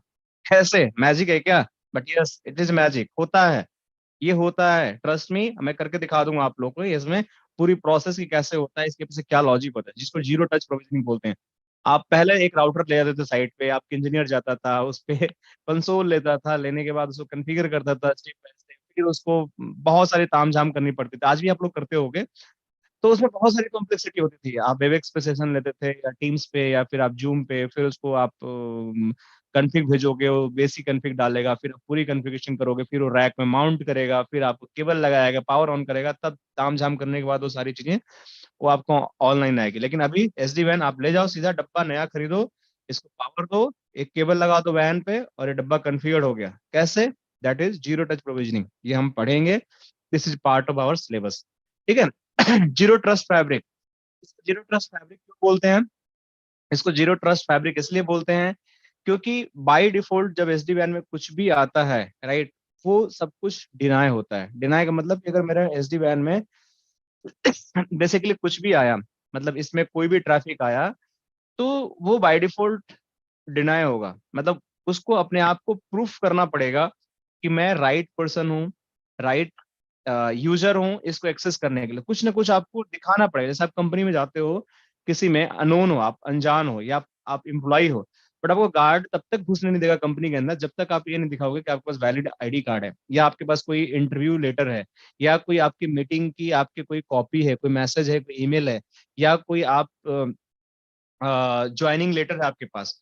तो गार्ड आपको जीरो ट्रस्ट बिहेवियर मतलब आपसे बिहेव करता है, क्योंकि आपको गेट से भगा देगा वो, जब तक आप उसको सही तरीके से आप उसको अपने चीजों को बताओगे नहीं। सेम चीज एसडी वैन के फैब्रिक में होता है। कोई भी बंदा इसको ज्वाइन करना चाहता है, कोई नया राउटर भी लगाना चाहते हो या डब्बा भी, कोई बॉक्स भी, कंट्रोलर भी, तो उसको तब तक ऑन बोर्ड नहीं करेगा जब तक वो अपने आप को ये नहीं प्रूव कर देता कि मैं सही आदमी हूँ, सही बॉक्स हूँ एसडी वैन में अटैच होने के लिए। This is called zero trust fabric. तो ये कॉन्सेप्ट भी हमारा एसडी वैन में होता है, और इसीलिए ये सारे बेनिफिट्स हैं जो हमारे डे टू डे वैन को ये सप्रेस करते जा रहे हैं। और ये चैलेंजेस थे हमारे पुराने वैन के, उसमें कॉम्प्लेक्सिटी ज्यादा थी, कॉस्ट ज्यादा था, लिमिटेड स्केल था, नो क्लाउड रेडनेस था, फ्रेगमेंटेड सिक्योरिटी थी। फ्रेगमेंटेड सिक्योरिटी का मतलब कि आप कहीं एक जगह साइट पे फायरवॉल लगा रहे हो, कहीं आप डेटा सेंटर में फायरवॉल लगा रहे हो, कहीं ऐसे लगा रहे हो, कहीं पैलो अल्टो लगा रहे हो, बट इसमें ऐसा नहीं है। आपको एप्लीकेशन अवेयर राउटिंग की लिमिटेड कैपेबिलिटी थी, बैंडविड्थ की इश्यूज थी, डिसजॉइंट सॉल्यूशंस थे। तो ये सारी चीजें बहुत चैलेंजिंग थी आपकी पुराने वैन्स में, जो आपको एसडी वैन आपको इसको रिप्लेस करता है, राइट। तो ये तो हमारे बेसिक प्रिंसिपल हो गया एसडी वैन का। आई थिंक अब मैं ये मान के चल रहा हूँ कि एटलीस्ट आप लोग को इतना पता होगा कि एसडी वैन हम क्यों यूज करते हैं, इसकी कहाँ से इसका कॉन्सेप्ट आया, कैसे हम डिकपलिंग करते हैं, कैसे हम कंट्रोल प्लेन और डेटा प्लेन और आपका स्विच फैब्रिक को सेपरेट करते हैं, करने के पीछे लॉजिक क्या है, हमारा पैकेट फ्लो कैसे होता है। अब जो बातें करेंगे, जो अगले सेशन में हम बात करने वाले हैं, इसके कंपोनेंट की बात करेंगे कि भाई हमारा जब एसडी प्लान बना तो इसके अंदर क्या क्या कंपोनेंट है, इसके ऑर्केस्ट्रेशन प्लेन क्या है, मैनेजमेंट प्लेन क्या है, कंट्रोल प्लेन क्या है, डेटा प्लेन क्या है, ये वीएच सीएच क्या होते हैं, ये वी बाउंड क्या करता है, वी स्मार्ट क्या करता है, वी मैनेज क्या करता है। जब ये सारी चीजें हम पढ़ लेंगे एक एक करके, देखो ये सारी स्लाइड का पार्ट है, जब आपको एक एक चीज का क्लैरिटी हो जाएगा, तब हम जाकर अपनी लैब के साथ खेलेंगे। तब हम जाकर अपनी लैब जो है, तो सीसीआई की लैब है, मैं आपको दिखाता हूँ। ये हमारी लैब है। इस लैब पे मैंने कुछ भी कॉन्फ़िगर नहीं किया, और आपको डे जीरो से एक पीसी से लेकर मैं सब कुछ आपके सामने कॉन्फ़िगर करूंगा। ऐसा नहीं कि मैं कुछ भी करके आऊंगा पहले से, नहीं है, सब कुछ हम साथ में करेंगे कॉन्फ़िगरेशन। मैं यहाँ करूंगा और आप लोग को लैब एक्सेस पे अपने घर करना है। आपको एक्सेस करना है इस लैब को, मैं रिमोट एक्सेस दे दूंगा और अपने घर से करना है। ये साथ में हम चीजों को अपने जर्नी में कंटिन्यू रखेंगे। तो आज के लिए इतना ही दोस्तों, अगर क्वेश्चन है तो आप लोग पूछ लीजिए, लास्ट मौका है, नहीं तो हम इसको यहीं पे स्टॉप कर देंगे। कोई क्वेश्चन है किसी के पास? सर ये लोअर कॉम्प्लेक्सिटी क्या बताया था आपने, अच्छा बेनिफिट? ठीक है, लोअर कॉम्प्लेक्सिटी मैंने बेनिफिट बताया था, मैं थोड़ा सा आपको बता देता हूँ, ठीक है, कोई दिक्कत नहीं। लोअर कॉम्प्लेक्सिटी, हम्म एक मिनट, इसमें अच्छा लोअर कॉम्प्लेक्सिटी, लोअर कॉम्प्लेक्सिटी मतलब कि आपके जो जैसे आप इसको इस तरह से समझो, लोअर कॉम्प्लेक्सिटी मतलब ऑपरेशनल लोअर कॉम्प्लेक्सिटी। जैसे आपके राउटर है, राइट, अब इस राउटर्स पे अगर आपके नॉर्मल पुराने राउटर्स होंगे, अगर मान लेते हैं कि कोई राउटिंग का इशू आ गया, जैसे बहुत सारे राउटर कनेक्टेड हैं एक आपके एमपीएलएस या इंटरनेट क्लाउड में, R1, R2, R3 and R4, कोई दो साइट है ब्रांच यहाँ पे और यहाँ पे, इनमें कम्युनिकेशन का कोई इशू आ गया, तो आपको जब ट्रबल शूटिंग करना पड़ेगा तो आपको एक राउटर में जाके लॉग इन करना पड़ेगा, आपको सब कुछ चेक करना पड़ेगा, एंड टू एंड करना पड़ेगा ना आपको। तब जाके आप डिसाइड करोगे कि भाई मेरा राउटिंग का कहाँ इशू है। तो आप कहीं बीजीपी में चेक कर रहे हो, कहीं ओएसपीएफ में चेक कर रहे हो, कहीं आप कुछ कर रहे हो, तो आपके जो ट्रबल शूटिंग की जो कैपेबिलिटी है वो that is going to be complex यहाँ पे। और यही अगर एसडी वैन का राउटर होगा तो आप सिंपल एक डैशबोर्ड खोलोगे जिसको वी मैनेज बोलते हैं। वी मैनेज खोलने के बाद आप वहां पे सारी कॉन्फ़िगरेशन को रिव्यू कर सकते हो, और वहीं से बैठे बैठे आप जिस डब्बे को ट्रबल शूट करना चाहो वहां से कर सकते हो। आपको बार बार हर जगह जाना नहीं पड़ेगा, और वहां से आप विजुलाइज कर सकते हो कि मेरी कौन से लिंक डाउन है, कहाँ पे राउट आ रहा है, कहाँ पे राउट नहीं आ रहा है। आप वहां से वी स्मार्ट को एक्सेस करके आप वहां सारी राउटिंग देख सकते हो। तो इस तरीके से एक तो आपकी कॉन्फ़िगरेशन जो ट्रबल शूटिंग है उसकी कॉम्प्लेक्सिटी को कम कर देता है। आपको जैसे अब ये नेटवर्क है, इस पे कोई मॉनिटरिंग करना है तो आपको अलग टूल खरीदना पड़ेगा मॉनिटरिंग के लिए, उसमें टूल इनबिल्टेड है। आप वी मैनेज पे करोगे आपको सारा लाइव नेटवर्किंग ट्रैकिंग दिख जाएगा, तो वो सारी चीजें आपको फिर से कॉम्प्लेक्सिटी नहीं होगी, आपको टूल समझने की जरूरत नहीं है। अभी मैंने समझ गए, आपको सारी इन्फॉर्मेशन वहां मिल गई, तो वो भी आपको करने की कुछ भी जरूरत नहीं है। इस तरीके से आप वी मैनेज को वहां से भी सीख सकते हो, तो ये एक अलग बेनिफिट हो गया आपका। और इसके अलावा जो आपको मैं बताया था कि कॉन्फ़िगरेशन करना होगा, तो आपको अगर 200 डब्बे हैं तो 200 पे अलग अलग कॉन्फ़िगरेशन करना है, तो वो भी आपके लिए एक चैलेंज है, कॉम्प्लेक्सिटी है। आप बैठे बैठे एक डब्बे पे कॉन्फ़िगरेशन कर दिए।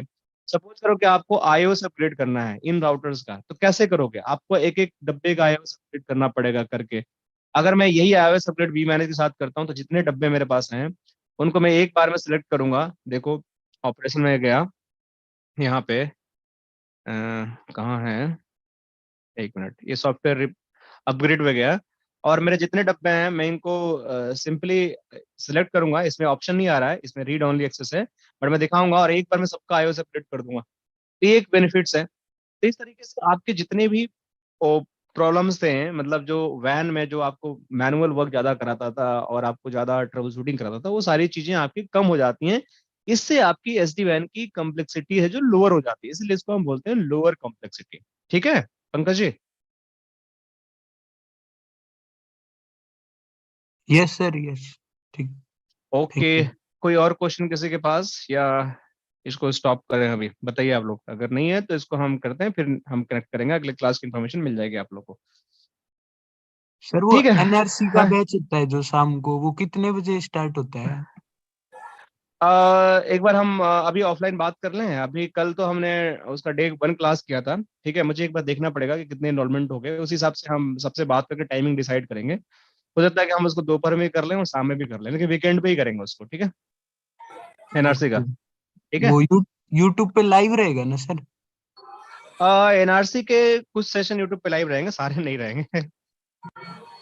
ठीक है। चलो ठीक है सर, ठीक है। Thank you. ठीक है, मैं आपको लाइव सारे इन्फॉर्मेशन मिल जाएंगे यूट्यूब चैनल पे, ठीक है, जब भी लाइव होगा तो जो जो ठीक। टॉपिक का लाइव होगा मिल जाएगा। ठीक है। बट कुछ ठीक। क्लासेस क्लोज भी होंगे, मतलब 80% 90% क्लासेस क्लोज ही होंगे, ठीक है। कुछ फ्री क्लासेस, कुछ topic by topic on demand पे हम लाइव करते हैं, बाकी चीजें क्लोज ही होता है। ठीक है Pankaj ji? Okay sir. All right दोस्तों, सी यू, फिर मिलते हैं, ठीक है, एक नए टॉपिक नए डिस्कशन के साथ, इसी के साथ। ठीक है, thank you so much. Thank you sir.